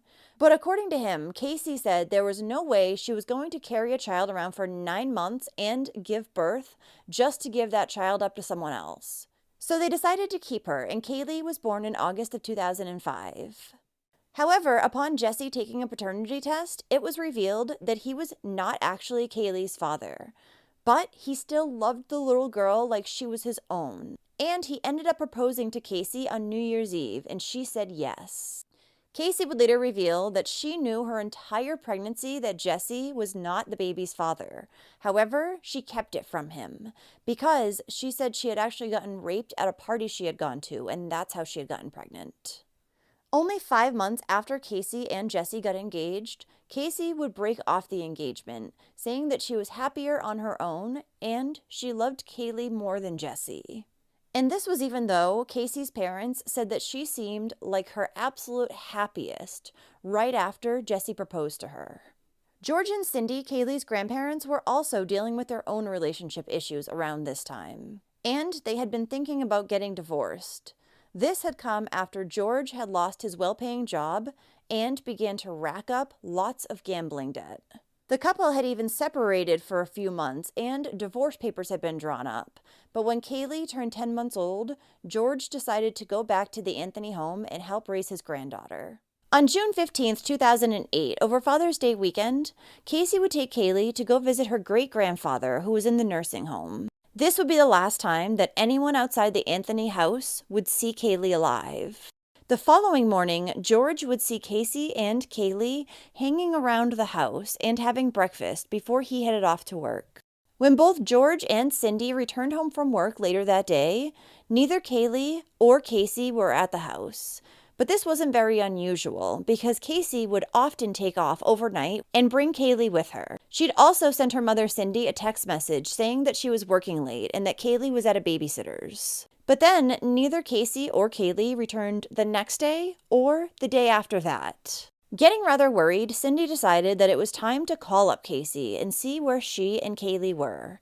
Casey told her they were just staying with a friend. But then the excuses began to carry on for weeks. However, Cindy and George continued to accept the excuses that Casey was feeding them, saying they had no reason not to believe her. Then, about a week after they had last seen Kaylee and Casey, George would bump into Casey at the family home. But she was alone. Kaylee was not with her. And at this time, George confronted his daughter about a couple of gas cans that had been stolen out of the shed in their yard. And he believed that it was Casey who had taken them. Following that run-in, despite the fact that Cindy was still in touch with Casey on a regular basis, they would not see her for weeks. On June 28, 2008, over a week after Kaylee had last been seen, Casey's white Pontiac Sunfire was towed and impounded by Johnson's wrecker. This came after it had been left abandoned in front of a check cashing store in Orlando. George and Cindy wouldn't go pick up the car until weeks later on July 15th. And when George came within 3 feet of the car, he said that he smelled a very strong and concerning odor. Since he had previously been a sheriff's deputy, he said the smell was very familiar, and he believed that it was the scent of human decomposition. Because George had not seen his daughter Casey or his granddaughter Kaylee in weeks, he was concerned it might be one of them. But when he opened the car trunk, much to his relief, George did not find any bodies. He instead found a white bag full of trash, including an old pizza box, which was loaded with maggots. However, even after he removed this bag from the car, the odor was still so strong that he had to drive it home with all the windows rolled down. And once he did get back home, he kept all the windows down, opened the sunroof, and pulled the car into the garage. George would also say that around this time, he noticed a subtle stain on the spare tire cover that was in the trunk of the car. And looking back, he said that he should have immediately called police at that point. But he didn't. And Casey's mother, Cindy, would later come out and say that she had actually gone to the tow truck company a few days after the car had been recovered. And at that point, she had asked them if they thought that there was a dead body in the car. According to Cindy, they said no. However, the worker who had towed the Pontiac would later say that he indeed had smelled an awful smell coming from the car that he believed to be that of human decomposition. So after retrieving the car and still not knowing where either Casey or Kaylee were, Cindy decided that she needed to take action. Finally, she was going to confront Casey face to face, but the problem was she didn't know where her daughter was located. That's until Cindy noticed that a friend of Casey's had left her resume on the front seat of the car, and it had her phone number on it. So Cindy grabbed that number and called up the friend. The friend told Cindy that she had seen Casey hours earlier and knew where she was staying. The friend then agreed to take Cindy there. So when Cindy arrived at the home where Casey was staying, she asked her immediately where her granddaughter Kaylee was. And Casey told her that she was with a babysitter. So Cindy said, okay, let's go pick her up. But Casey, of course, had an excuse waiting and told her mother that it was too late in the evening. At this point, Cindy was not believing a word that her daughter said and decided she needed to give her an ultimatum. She told Casey she was either going with her right then and there to pick up Kaylee, or she was going to bring her down to the police station and find someone else to go get Kaylee with her. Concerningly, Casey said, "Bring me to the police station." Hello. Hi, I drove to the police department here on Pershing, but you guys are closed. I need to bring someone into the police department. Can you tell me where the closest one I can come into? What are you trying to accomplish by bringing them to the station? I have a 22-year-old person that has grand theft sitting in my auto with me. So the 22-year-old person stole something? Yes. Is this a relative? Yes. Where did they steal it from? My car and also money. Okay, is this your son? Daughter. Okay, so your daughter stole money from your car? No, my car was stolen. We've retrieved it today. We found out where it was at. I've retrieved it. I've got that, and I've got affidavit for my banking account. I want to bring her in. I want to press charges. Shortly after that phone call, Cindy would hear Casey whispering to her brother Lee. She told him that she had last seen her daughter 31 days ago because a babysitter had kidnapped her. Upon hearing this, Cindy panicked and called emergency services again. My daughter finally admitted that the babysitter stole her. I need to find her. Your daughter admitted that the baby is where? But the babysitter took her a month ago that my daughter's been looking for. I told you my daughter was missing for a month. I just found her today, but I can't find my granddaughter. And she just admitted to me that she's been trying to find her herself. There's something wrong. I found my daughter's car today, and it smells like there's been a dead body in the damn car. Okay, what is the 3-year-old's name? Kaylee. Caylee. Anthony. Kaylee Anthony? Yes. Okay, is she white, black, or Hispanic? She's white. How long has she been missing for? I have not seen her since the 7th of June. What is her date of birth? 8/9/2000. Oh God, she's 3. She's 2005. George Kaylee's missing. Kaylee's missing. Casey says Danny took her a month ago. She's been missing for a month. Is your daughter there? Yes. Can I speak with her? Hello? Hello? Yes. Hi. What can you tell me what's going on a little bit? I'm sorry? Can you tell me a little bit what's going on? My daughter's been missing for the last 31 days. And you know who has her? I know who has her. I've tried to contact her. I actually received a phone call today, now from a number that is no longer in service. I did get to speak to my daughter for about a minute. Okay, did you guys call and report a vehicle stolen? Yes, my mom did. Okay, so there's been a vehicle stolen too? No, this was my vehicle. What vehicle was stolen? It's a 98 Pontiac Sunfire. Okay, I have deputies on the way to you right now for that. But now your 3-year-old, okay, your 3-year-old daughter's missing. Kaylee Anthony. Yes. White female. Anthony. Yes, white female. 3 years old, 8/9/2005 her date of birth? Yes. And you last saw her a month ago? 31 days. Some 31 days. Why are you calling now? Why didn't you call 31 days ago? I've been looking for her and have gone through other resources to try to find her, which was stupid. When the police arrived, Casey told them that she had dropped off her daughter Kaylee with her babysitter, who was named Zenaida Fernandez Gonzalez, before she then headed into work at Universal Studios. Casey claimed that when she later returned to pick Kaylee up, no one was home. So she had called Zenaida's phone but discovered that it was disconnected. However, instead of calling her parents or the police, Casey claimed that she just decided to wait on the steps for a few hours. Then, when no one showed up, she decided to go investigate on her own. And she had been investigating for the last 31 days, but had never contacted police. Casey would go on to claim that this Zenaida had actually been Kaylee's nanny for the last 2 years. And she had met Zanny the nanny through a coworker of hers named Jeffrey Michael Hopkins, whom she had worked with at Universal Studios. Casey also claimed that this man named Jeffrey was her wealthy boyfriend. But when police took Casey to the apartment where she said she had last dropped off her daughter with the nanny Zenaida, they found that the apartment had actually been abandoned for close to 5 months at that point. So Casey decided to then lead investigators to an apartment building where she said Zenaida had lived 2 years prior, but they quickly found out that it was actually a senior living facility.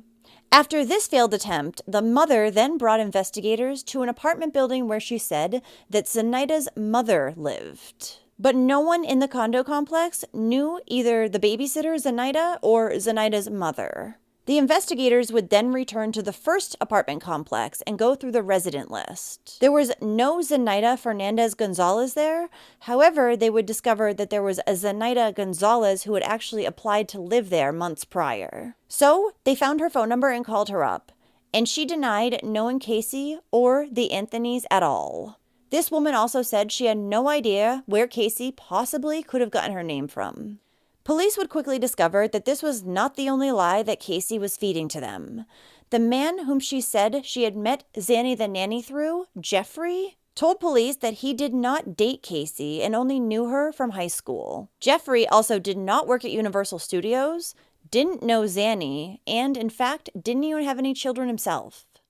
Casey, however, continued on with her lies, and she confidently led police to Universal Studios headquarters, where she was able to get buzzed in by saying that she had forgot her ID. She then led police around the building, apparently looking for a convincing open office to claim as her own. But when she didn't find one and came to the end of the hall, she suddenly stopped and admitted that she had been lying. She told police that she actually did not even work at Universal Studios. She had, but it had been over a year since she'd worked there. Frustrated, officers asked her why she would lead them on a wild goose chase when her 2-year-old daughter was missing. Kaylee told them that she lied because she was scared and she knew that her mother, Cindy, would never forgive her for losing Kaylee. And she continued to keep up the ruse that Zanny the nanny was real and she had taken Kaylee a month prior. Now, some people believe that Kaylee actually made up the name Zanny after the street name for the drug Xanax, speculating that Kaylee possibly could have given Kaylee some of this and accidentally overdosed her, which killed her. Now, Kaylee had a habit of habitually lying as well as engaging in petty theft, and her parents, George and Cindy, had a habit of enabling this behavior. For example, Kaylee actually wasn't able to graduate high school on time due to her excessive truancy. However, George and Cindy had covered this fact up and threw her a graduation party anyways. Kaylee also had a history of stealing from both her family and friends. She had in the past stolen from her mother's purse, hacked her mother's bank account, and even opened up credit cards in Cindy's name without her knowledge. Kaylee had even raided her own daughter's piggy bank at one point and emptied her savings account that had nearly $400 in it. Her father, George, would say that if Kaylee was not stealing money, she was borrowing it from her parents. And this is regardless of the fact that they already completely provided for her and Kaylee. But the entire family actually had a history of money problems. George not only had his issues with gambling, but he would also tell investigators that he had fallen for a foreign romance email scam. But he had never told his wife Cindy about this and had lied to her, saying that he had lost his money gambling. Both George and Cindy claim that George's many lies about his gambling is what taught Kaylee to be a liar. Kaylee had even recently stolen money from her own grandmother. In fact, Cindy had confronted her about this just the day prior to Kaylee disappearing. Cindy had threatened Kaylee and told her she was going to kick her out and gain custody of Kaylee. After their confrontation at Universal Studios, investigators took Kaylee to the county jail, where she was held and charged with child neglect, lying to police, and obstructing an investigation. Kaylee's grandmother, Cindy, immediately began conducting multiple TV interviews in an attempt to locate her granddaughter. The same night as her arrest, July 16th, Kaylee would call her mother from jail. And she started the conversation off with a snide remark saying, "Mom, I just saw your nice little cameo on TV." Infuriatingly, Kaylee only seems to care about one thing during this phone call. And it was not her 2-year-old daughter, Kaylee, but rather she was concerned about speaking with her new boyfriend, Tony Lazzaro, and making sure that things were okay with them. Just saw your nice little cameo on TV. Which one? What do you mean, which one? Which one? I did 4 different ones, and I don't know. I haven't seen them all. I've only seen 1 or 2 so far. You don't know what my involvement is and stuff? Casey. Mom. What? No. I don't know what your involvement is, sweetheart. You're not telling me where she's at. Because I don't f***ing know where she's at. Are you kidding me? Casey, don't waste your call to scream and holler at me. Waste my call sitting in, the jail? Whose fault is bunks are? Whose fault is you sitting in the jail? You're blaming me that you're sitting in the jail? Blame yourself for telling lies. You mean it's not your fault? What do you mean it's not your fault, sweetheart? If you'd have told them the truth and not lied about everything, they wouldn't... Do me a favor, just tell me what Tony's number is. I don't want to talk to you right now. Forget it. I don't have his number. We'll get it from Lee because I know Lee's at the house. I saw Mallory's car was out front. It was just on the news. They were just live outside the house. I know they were. Well? Well? Can you get Tony's number for me so I can call him? Hey? Hey, can you give me Tony's number? I can do that. I don't know what real good it's going to do at this point. Well, I'd like to talk to him anyway. Okay. Because I called to talk to my mother, and it's f***ing waste. Oh, by the way, I don't want any of you coming up here when I have my first hearing for bond and everything else. Like, don't even waste your time coming up here. You know, you're making it real tough for anybody to want to try to, even assist you with giving you somebody's phone number. You're not even letting me finish. Well, go ahead. You're asking me for Tony's phone number so you can call him, and then you immediately want to start pressing towards me and saying, don't even worry about coming up here for all this stuff and trying to cut us out. I'm not trying to cut anybody out. I'm not going around and around with you. You know, that's pretty pointless. I'm not going to go through, not going to put everybody else through the same stuff that you've been putting the police and everybody else through for the last 24 hours and the stuff you've been putting Mom through for the last 4 or 5 weeks. I'm done with that. So you can tell me what's going on. Christina would love to talk to you because she thinks that you will tell her what's going on. Frankly, we're going to find out. Something, whatever's going on, it's going to be found out. So why not do it now? Save There's yourself nothing to and find out. There's absolutely nothing to find out, and that's even what I told the detective. Well, you know, everything I have she's no telling them clue where is a Kaylee. lie. If I knew where Kaylee was, do you think any of this would be happening?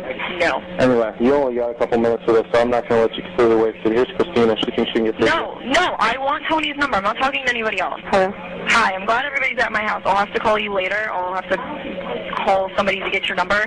Do me a favor, get my brother back because I need Tony's number. Okay, is there anything I can do for you? I'm sitting in jail. There's nothing anybody can do right now.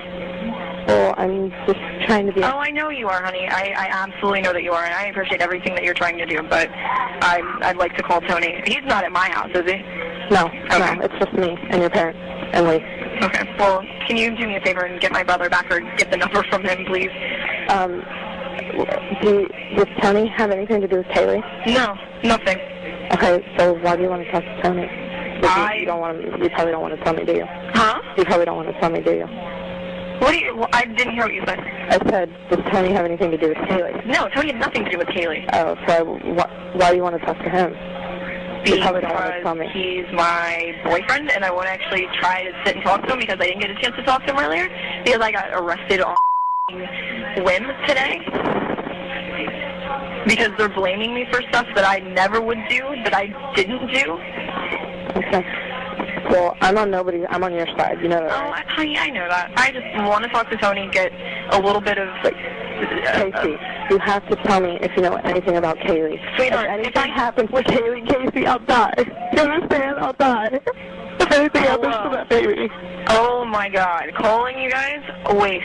Huge waste. Honey, I love you. You know I would not let anything happen to my daughter. If I knew where she was, this wouldn't be going on. Well, how come everybody's saying you're lying? Because nobody's listening to anything that I'm saying. The media completely misconstrued everything that I said. Detectives told them they got all of their information from me, yet at the same time, they're twisting stuff. They've already said they're going to pin this on me if they don't find Kaylee. So as you can hear, Casey's main concern was smoothing things over with her boyfriend and the fact that she was in jail. There was no concern for her daughter, Kaylee, at all. Within hours of Casey's arrest on July 16th, the story went national, and then photos began to surface online. These photos had been taken during the time that Kaylee was supposedly missing, and they showed Casey out dancing and partying. Casey had even participated in a hot body contest at Fusion nightclub in Orlando just 4 days after Kaylee vanished. She had also been stealing money and doing excessive shopping during this time. And to top it all off, Casey got a tattoo on her back that read Bella Vita, which means beautiful life. Multiple friends would say that Casey seemed normal, happy, and upbeat during the time that Kaylee had been gone. One of her friends even said that she and Casey had been laughing together, and at one point, Casey exclaimed, "Oh my God, I'm such a good liar." While Casey was sitting in jail refusing to say where Kaylee was, more than 1,000 volunteers from Orlando and beyond gathered to search for 2-year-old Kaylee. They focused in on a 25-mile radius of the Anthony home, as cell phone records had indicated that Casey had not left that area during the entire month that Kaylee was supposedly missing. My granddaughter, she'll say Kaylee Marie Anthony. Might not be Anthony. Oh, how old are you? I'm 2.5. She does that. I have Tinker and Chili. That's our 2 dogs. And we have a cat named Penny. She'll say Pepe. That is our granddaughter. I miss those little things that she did day in and day out with me. I miss that. All I want is my granddaughter back. Come here. Come see Grammy. We live, breathe all day long. What are we going to do? Right. And what are we going to do if we don't find her soon? Because all of our hearts are breaking every day. When cadaver dogs were brought into the Anthony home, they immediately alerted on the smell of human decomposition coming from the trunk of the car. They also alerted to Kaylee's playhouse that was in the Anthony's backyard. Investigators would then find a hair inside the trunk of the car that was microscopically similar to those found on Kaylee's hairbrush. And this piece of hair showed signs of decomposition. An air sample was also taken from the trunk, and it was shown to have chemical compounds consistent with human decomposition. Additionally, forensic analysis found shockingly high levels of chloroform in the trunk, though it would later be determined that these levels would be the same levels that were found in most household cleaners, so it wasn't really as high as they originally thought it was. Then investigators would find something extremely disturbing when they were looking through the Anthony's computer search history. Apparently, back in March, someone had done a Google search for neck breaking and household weapons. A website for missing children was also searched. There had more recently been a search done for chloroform and some time spent searching through the results that brought up. Additionally, on the last day that Kaylee was seen alive by anybody, June 16, 2008, someone in the Anthony home had done a search for foolproof suffocation, then appeared to read an article that discussed murder by poison and suffocation by smothering. The same night that Casey was arrested, the entire search history was deleted. And according to cell phone and computer records, those searches could have only been done by one person. As George had said, Kaylee and Casey were home when he left for work, and cell phone records show that he left the home at 2:30 p.m. on the 16th. At 2:49 p.m., AOL Instant Messenger was signed into on the family's computer, under Casey's username and password. 2 minutes later, the search for foolproof suffocation was done. Casey was the only one home. And again, 1 minute after that search was done, the computer logged into Casey's MySpace. Shortly after this, at 3:04 p.m., George would call Casey. He had just arrived at work. A half hour after that, Casey's new boyfriend, Anthony Lazzaro, called her. But it went unanswered. Then at 4:10 p.m., Casey tried to call her mother, Cindy, 6 times. All of these calls would go unanswered as well. Just minutes after making these phone calls, Casey was in her car, headed to her boyfriend Tony's home. She seemed in good spirits, and like nothing out of the ordinary was going on. Just hours later, she and Tony would be seen at Blockbuster, browsing movies together. Kaylee was not with them. And speaking of Tony, investigators would also uncover messages that Casey had sent to Tony prior to Kaylee going missing. In the messages, Casey, who sometimes worked at a club, wrote that spending the day with Kaylee was 10 times more exhausting than working a 12-hour event. And she would call her daughter a snothead. Then, on July 7th, Casey had made a post on her MySpace that said, "What is given can be taken away. Everyone lies, everyone dies. Life will never be easy." So this new boyfriend of hers, Tony Lazzaro, Casey had actually just started dating a few weeks prior to Kaylee going missing, and she had met him on MySpace. Tony had been attending Full Sail University in Orlando and would often go out partying with Casey. He had also moved her into his apartment that he shared with his roommates during the time that Kaylee had been missing. He had apparently met Kaylee a few times before she disappeared, but whenever he asked about her during the month that she was gone, Casey was always ready with some sort of excuse as to where she was. She was either at Disney World or she was at the beach, but she was with someone else all the time. Investigators would also interview the Anthony's next-door neighbor, who said that on the day that Kaylee had gone missing, June 16th, Casey had backed her car up into the Anthony's garage, which was unusual for her to do. Then 2 days after the toddler vanished, she went over to the neighbors and asked to borrow a shovel, saying that she had to dig up a bamboo root. So given all this new evidence and information, Casey was indicted on a charge of first-degree murder, and prosecutors were seeking the death penalty.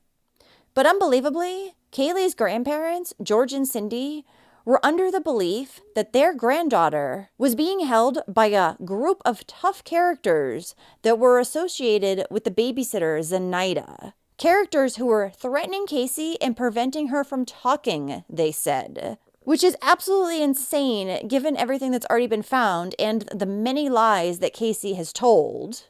At her bond hearing, her parents even said they would do everything in their power to support their daughter and find Kaylee.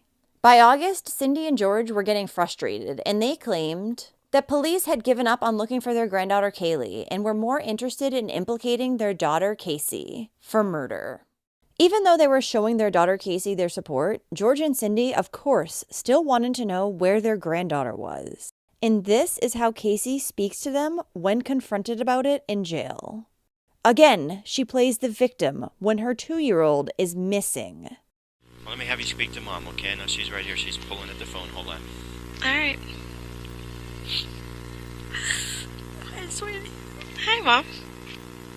We're not doing well, Case. None of us. Lee's been sick. Dad's blown up at the media. Yeah, I heard. Well, someone just said that Kaylee was dead this morning, that she drowned in the pool. That's the newest story out there. Surprise, surprise. We need to have something to go on. Mom, I don't have anything. I'm sorry. I've been here a month. I've been here a month today. Do you understand how I feel? Hold on, sweetheart. Settle down, baby. Nobody's letting me speak. You want me to talk? Then all right, I'll listen to you. 3 seconds to see something. Sweetheart. I'm not in control over any of this because I don't know what the hell's going on. I don't know what's going on. My entire life has been taken from me. Everything has been taken from me. You don't understand. Everybody wants me to have answers. I don't have any answers because I don't know what's going on. I have no one to talk to except Jose when he comes. It's the only person that I can talk to right now because I can't even say anything to you guys besides telling you that I love you. I want Kaylee. Things like that. And that's not even getting put on the air, which it should be. It's everything else, everything that I'm not saying. Again, that's all I could do was backtrack. I can't backtrack on anything. A month I've been removed from the situation. You guys are not understanding my side on this, and I'm sorry. Shortly after this call, Casey would be released from jail on a $500,000 bond. A famous California bounty hunter named Leonard Padilla had paid this bond with the hopes that Casey would lead him to Kaylee. He even made a public announcement after bailing her out, saying that he believed Kaylee could possibly still be alive. But just 10 days later, Leonard's view had drastically changed, and he called Casey a self-centered, egotistical brat. Apparently, she had given him the same bullshit that she gave police, and he wasn't buying it. When he called her out on it, she yelled at him and told him to get out of her house. But only a week after she had been bailed out, Casey was again being rearrested, this time for fraud. Back in July, one of Casey's best friends had lent her car, and during that time, Casey had opened up the glove compartment and stolen a checkbook, then gone out on a big shopping spree. So months went by with no new information, and Casey was still not speaking about where her daughter was. Then, in December of 2008, 5 months after the toddler had originally gone missing, only about a quarter mile away from the Anthony's home, a meter reader who was working in the area came across a plastic trash bag, and when he bent down to pick it up, a tiny skull rolled out. Upon further inspection, the worker noticed that there was duct tape over the skull's mouth, nose, and jaw. He immediately contacted the authorities. It would quickly be determined that these remains did indeed belong to 2-year-old Kaylee Anthony.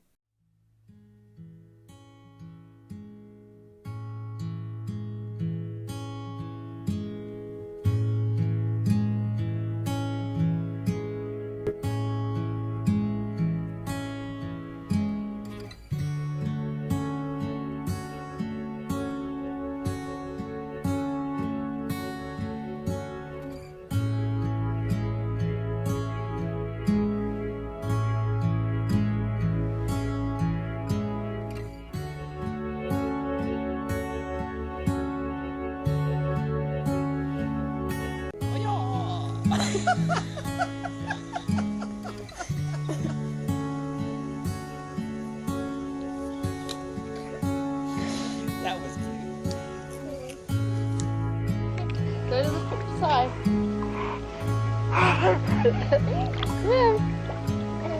Swim, kick your feet.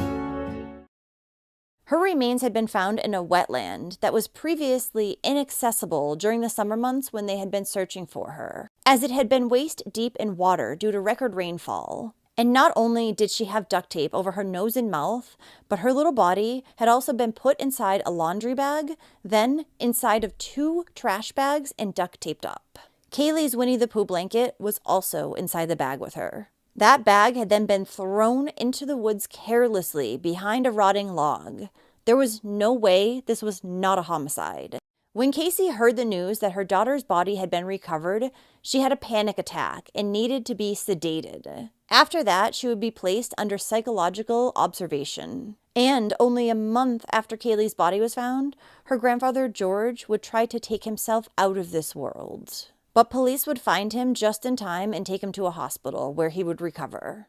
Casey would finally go to trial for her daughter Kaylee's murder in May of 2011. And by that time, her story had completely changed.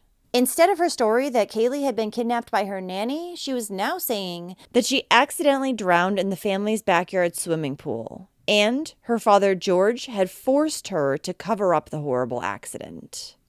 The thing about this narrative is that Casey had actually spent time in jail with a woman by the name of April Whalen, who also had a toddler close in age to Kaylee. And he had died in a drowning accident that was remarkably similar to the one that the defense was now claiming was the cause of Kaylee's death, including the fact that the grandfather had discovered this child. The defense also alleged that George had molested Casey when she was younger, thereby igniting her habit of lying to cover up all the pain. George, of course, adamantly denies these claims, and there was zero proof to support it. Later on down the road, Casey would even say that George had actually tried to cover up Kaylee's death because he had been inappropriately touching her as well. The other issue with this version of events is that if Casey's father George was so awful to her and Kaylee as she claimed, then why would she have covered up the accidental drowning of her precious baby girl just for him and not called 911 and gone out partying and shopping just days later? It makes no sense. The defense also tried to throw Lee, Casey's brother, under the bus and say that he had molested her as well. Her boyfriend at the time, Anthony Lazaro, claimed that Casey did tell him that one time she had woken up in bed to her brother Lee feeling her up. But that was just what Casey had told him. So other than that, these claims were also completely baseless. The defense additionally claimed that the utility worker who had found Kaylee's body had actually found it months earlier, but had held onto it and placed it in the area where it was found so he could get more reward money. Now, during the trial, Kaylee's grandmother Cindy would be called to the stand, and she would say that she had actually been the one to research chloroform on the family's computer. According to her, she'd looked up chlorophyll out of concern for her family pet who had been eating plants from the backyard.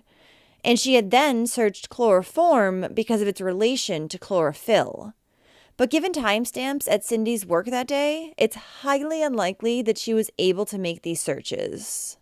Cindy would also testify that the stain that was found in the trunk had actually been there when the family purchased the Pontiac 8 years prior. Then Cindy went on to say that anytime Kaylee would fall and get hurt, her mother Casey was right there. She was sure that if anything had happened to Kaylee, Casey would have called 911. When Casey's brother Lee took the stand to testify, he said that Casey had kept Kaylee from the family because she was a spiteful bitch. He also described the smell in Casey's car as offensive, and he believed that it was the smell of Kaylee's decomposing body. Lee would also testify and say that when a family pet died when he and Casey were younger, their father, George, would bury the pets in a similar fashion to the way that Kaylee had been buried. Wrapped in a blanket, then put in a trash bag that was taped and buried. Lee also denied that the stains in the Pontiac Sunfire had been there since the family had purchased it back in 2000. And he knew this because he had been the original driver of that vehicle. Casey's ex-fiancé, Jesse Grund, would also speak, and he said that he had noticed major changes in the mother after they broke off their engagement. He said Casey had went from being someone who was focused on being a mother, starting a family, being a family-oriented homebody, to an individual who loved to party and loved all the attention being on her. The Casey he now saw was not the same warm, loving Casey who had sat at his parents' dinner table, watched football with them on Sundays, and played with Kaylee. Other friends of Casey's would also testify that she had always seemed to be a loving and devoted mother to Kaylee. Killing her didn't make sense. The Casey they knew wasn't even capable of hurting Kaylee, never mind killing her. But if that's true, then why did Kaylee have duct tape on her nose and mouth when she was found? The only reason for that would be intent to kill. Therefore, the prosecution didn't buy it. They believed that Casey felt burdened by being a mother and didn't want to live that life any longer. So she decided to sacrifice her daughter to get back the life that she really did want. So the prosecution was claiming that the duct tape had clearly been used as a weapon for suffocation. But the defense was saying that the duct tape had actually been placed there after Kaylee was dead to keep her jawbone from separating from the rest of her skull. Then it was time for George Anthony to testify, and on top of denying the allegations that the defense had set before him, he also spoke about the gas cans that had been missing from his shed shortly after Kaylee had gone missing. When he had confronted his daughter about these gas cans, she actually had them in her car and she had gone to retrieve them, then given them back to George. Before the cans had been taken, George testified that he had put duct tape on one of them. When they were returned, there was no duct tape. And according to the prosecution, this was a rare type of duct tape, the same type that was found on Kaylee's body. So even though it was clear to everyone who was following this case that Casey had something to do with her daughter's death and disappearance, on July 5th, 2011, she was found not guilty by a jury. This was after nearly 6 weeks of testimony and over 400 pieces of evidence. Many of the jurors said they had to come back with not guilty because they could not prove how Kaylee had died. Casey was, however, found guilty of 4 counts of lying to police, and she received 4 years in prison along with a $4,000 fine. However, she was given credit for time already served while she was awaiting her trial and credit for good behavior. Therefore, Casey Anthony was released from jail only 10 days after her trial ended, on July 17th, 2011. And when she was, throngs of protesters waited for her outside the jailhouse. The public was outraged that she had gotten away with murder, the murder of her sweet 2-year-old daughter. Another important thing that wouldn't be discovered until much later was that Casey was said to be in an inappropriate sexual relationship with her attorney, Jose Baez. It's also said that Casey had admitted to Jose that she had killed Kaylee because she was jealous of the special bond that her mother, Cindy, shared with her. While Casey Anthony was acquitted of criminal charges of murder and aggravated child abuse by a jury in Florida, Florida's Department of Child and Families came to another conclusion. In August 2011, they released a report saying that Casey was indeed responsible for her daughter Kaylee's death. The report concluded that her failure to act for a month to find the child was not in her best interest. If anything, it delayed the investigation into finding Kaylee. What this means, however, I'm not sure. As far as I know, she hasn't been ordered to not be around kids. And I highly doubt, knowing child services, if she has another child, this determination will affect their involvement in any way. But I could be wrong. A couple months after her trial ended, Casey Anthony was also ordered to pay back over $217,000 in investigative costs. She wouldn't end up paying it, however, since Casey filed for bankruptcy in 2013. Just last year, there was actually a new documentary, which I say loosely, made with Casey Anthony as the star. In it, she continues her lies and tells the public that George killed Kaylee and she just helped him to cover it up. However, after how she acted when Kaylee went missing and all the facts that we've already been presented with, not a word of what she says should be believed. George and Cindy Anthony still have conflicting perceptions of what happened to Kaylee and the role that Casey played in the mysterious tragic events that followed on June 15, 2008. Cindy maintains that Kaylee drowned in the swimming pool, which she clearly knows is not true. And George's theory is that Casey gave Kaylee some sort of sedative and accidentally overdosed her. He says that he believes that Casey then put Kaylee's body into the trunk for a few days because she panicked and didn't know what to do. Both of them have been given polygraph tests and both have passed. And Casey's mother, Cindy, still has sporadic contact with her daughter. George does not. And I don't blame him, given the accusations she put forward in court. A memorial service was held for Kaylee Anthony following the discovery of her body. It was held on February 10th, 2009, and more than 1,000 people showed up at an Orlando church to remember her. There, they played her favorite songs, Jesus Loves Me and You Are My Sunshine, and they shared their favorite memories of little Kaylee. She was then cremated, and for a few years, Casey wore the ashes in a necklace around her neck, but reportedly stopped wearing it around 2013. The moment I first saw Kaylee Marie, and the instant she was placed into my arms, she stole my heart forever. She wouldn't wake up crying, she'd wake up laughing. She'd wake up cooing, she'd wake up just smiling. She was always a happy child. She loved her family very much. She loved her animals. She loved her Tinker and her Tilly. Her and I used to spend a lot of time together in the pool, and I'm going to miss those days. My favorite times. My favorite times when she would come in on Sunday morning and wake me up, and her face would be right in my face. Cece, wake up. She'd be right there.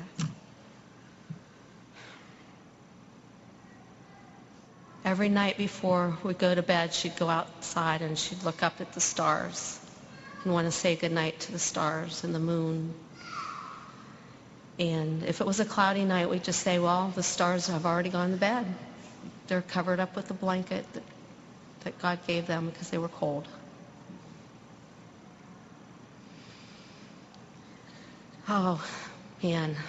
Hearing her call out my name and telling me how much that she loved me, talking to her on the phone.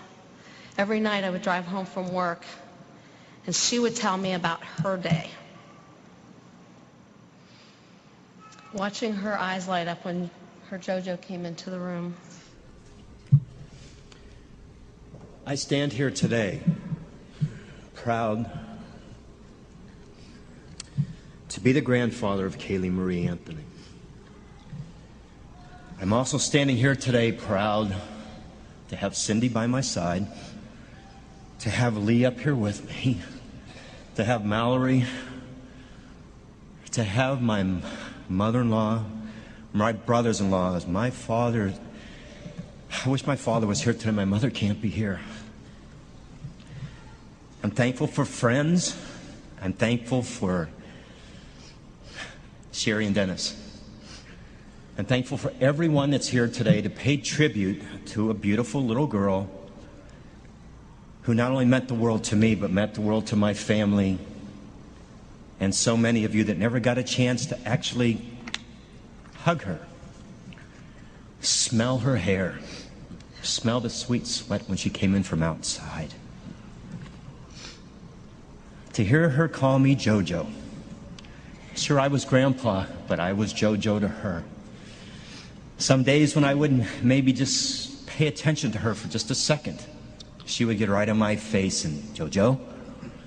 Grandpa JoJo, George. She knew me. She knew how to push me to smile at her and hug her. I miss that kiss on the cheek, that special hug that I tell everyone it's so great to get a hug from someone, but to get a hug from a small child, that gives me energy like you couldn't imagine. Herky sang a song here just a few moments ago. Everyone has sang today from their heart, from their gifts that God gave to them. The music that was played. The pastors that are here today to not only lift me up, but to lift all of us up. It's God's day. It's Kaylee Marie Anthony's day today. I've talked a lot about Kaylee to many, many of you at our command center that we had. I miss that command center. But you know something? The command center needed to close at one time. And that was hard for me. And it still is hard for me to drive by different places where we had our tent, our gray building where we held T-shirts, buttons, wristbands, banners of not only Kaylee but other missing children. There are people here today that are family united and what that Family United are. They're missing their children right now. And if there's anything at all that any of us can ever do is to look for these children. There's children out there that are missing, that need to be brought home no matter what. No matter what. At the Eastside Baptist Church, there was banners that were behind me, and I always talked about them each time that we had a prayer vigil. And on my right, behind my right shoulder, there was one that said, "Doing whatever it takes." I took that every single day to do whatever it took to find Kaylee, to keep my family together, also to look out at each and everyone that came to see me, or even today, and tell you, hug your family, hug those children. Tell them how much you love them, because I'll tell you, in a second, they can be gone. And the little things that they do, when they're not around to do them, your heart breaks even more. Kaylee Marie's Anthony determination to me, it's going to make you laugh when I tell you this, but I was fortunate, and I am still fortunate, to live in a house with 3 very determined women in my life. Sure, Kaylee might be in God's heaven right now, but her presence is still at home with me every day. I can close my eyes and I can see her coming from her bedroom with her silly little glasses on, her beads, whatever it might be, to make me laugh. She was a comedian to me. She cherished not only time that I had with her, but cherished every day that she was around each and every one of us. Friends, family that got a chance to hold her, get a chance to know who she was, to get a chance to smile at this little girl. You would know exactly how I feel right now. A large 6-foot cross was also placed in the area where Kaylee's remains had been discovered in December of 2008, where people left balloons, toys, and words of love for little Kaylee. However, it was later dismantled by George and Cindy, and George said it was because they did not want to go back there again. Also, since her death, many states have been passing Kaylee's Law, which makes it a felony for a parent or legal guardian to fail to report a missing child, in cases where the parent knew or should have known that the child was possibly in danger.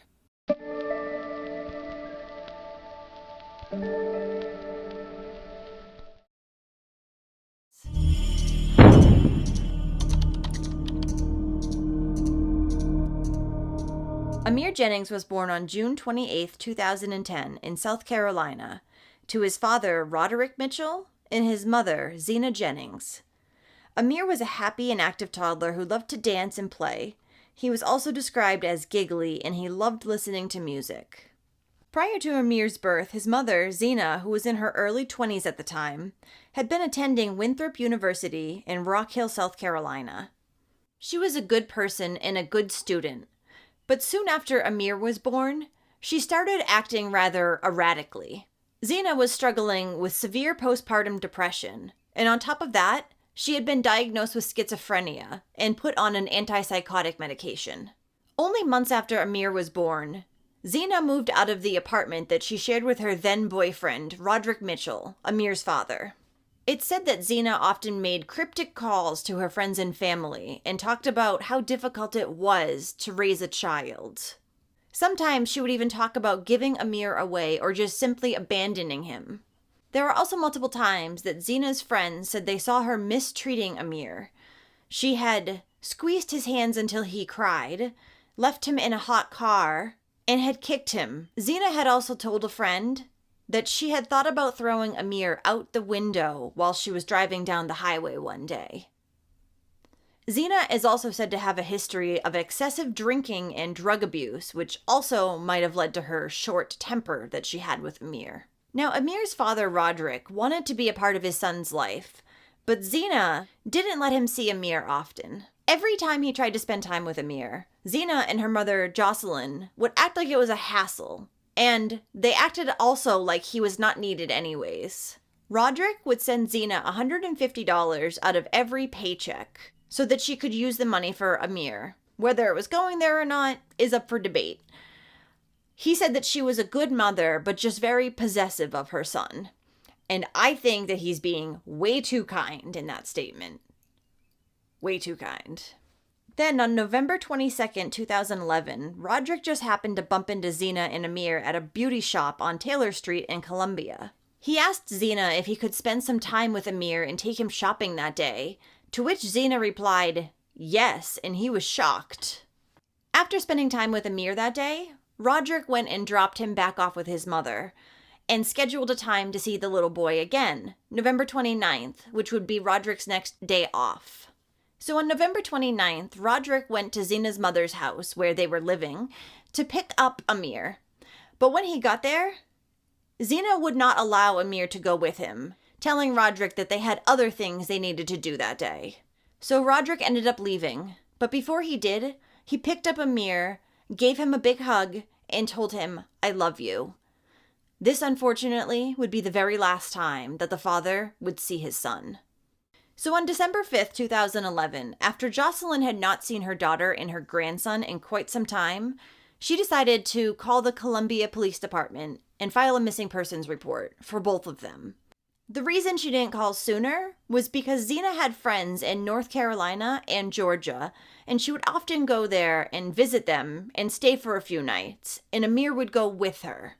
But at this point, it had been longer than the normal amount of time she was usually gone for, so she was worried. Now, there's also a lot of discrepancy about the day that Amir actually went missing, due to all the different accounts of people that said that they had seen him around the time that he did go missing. So I just put the date that he was actually reported missing.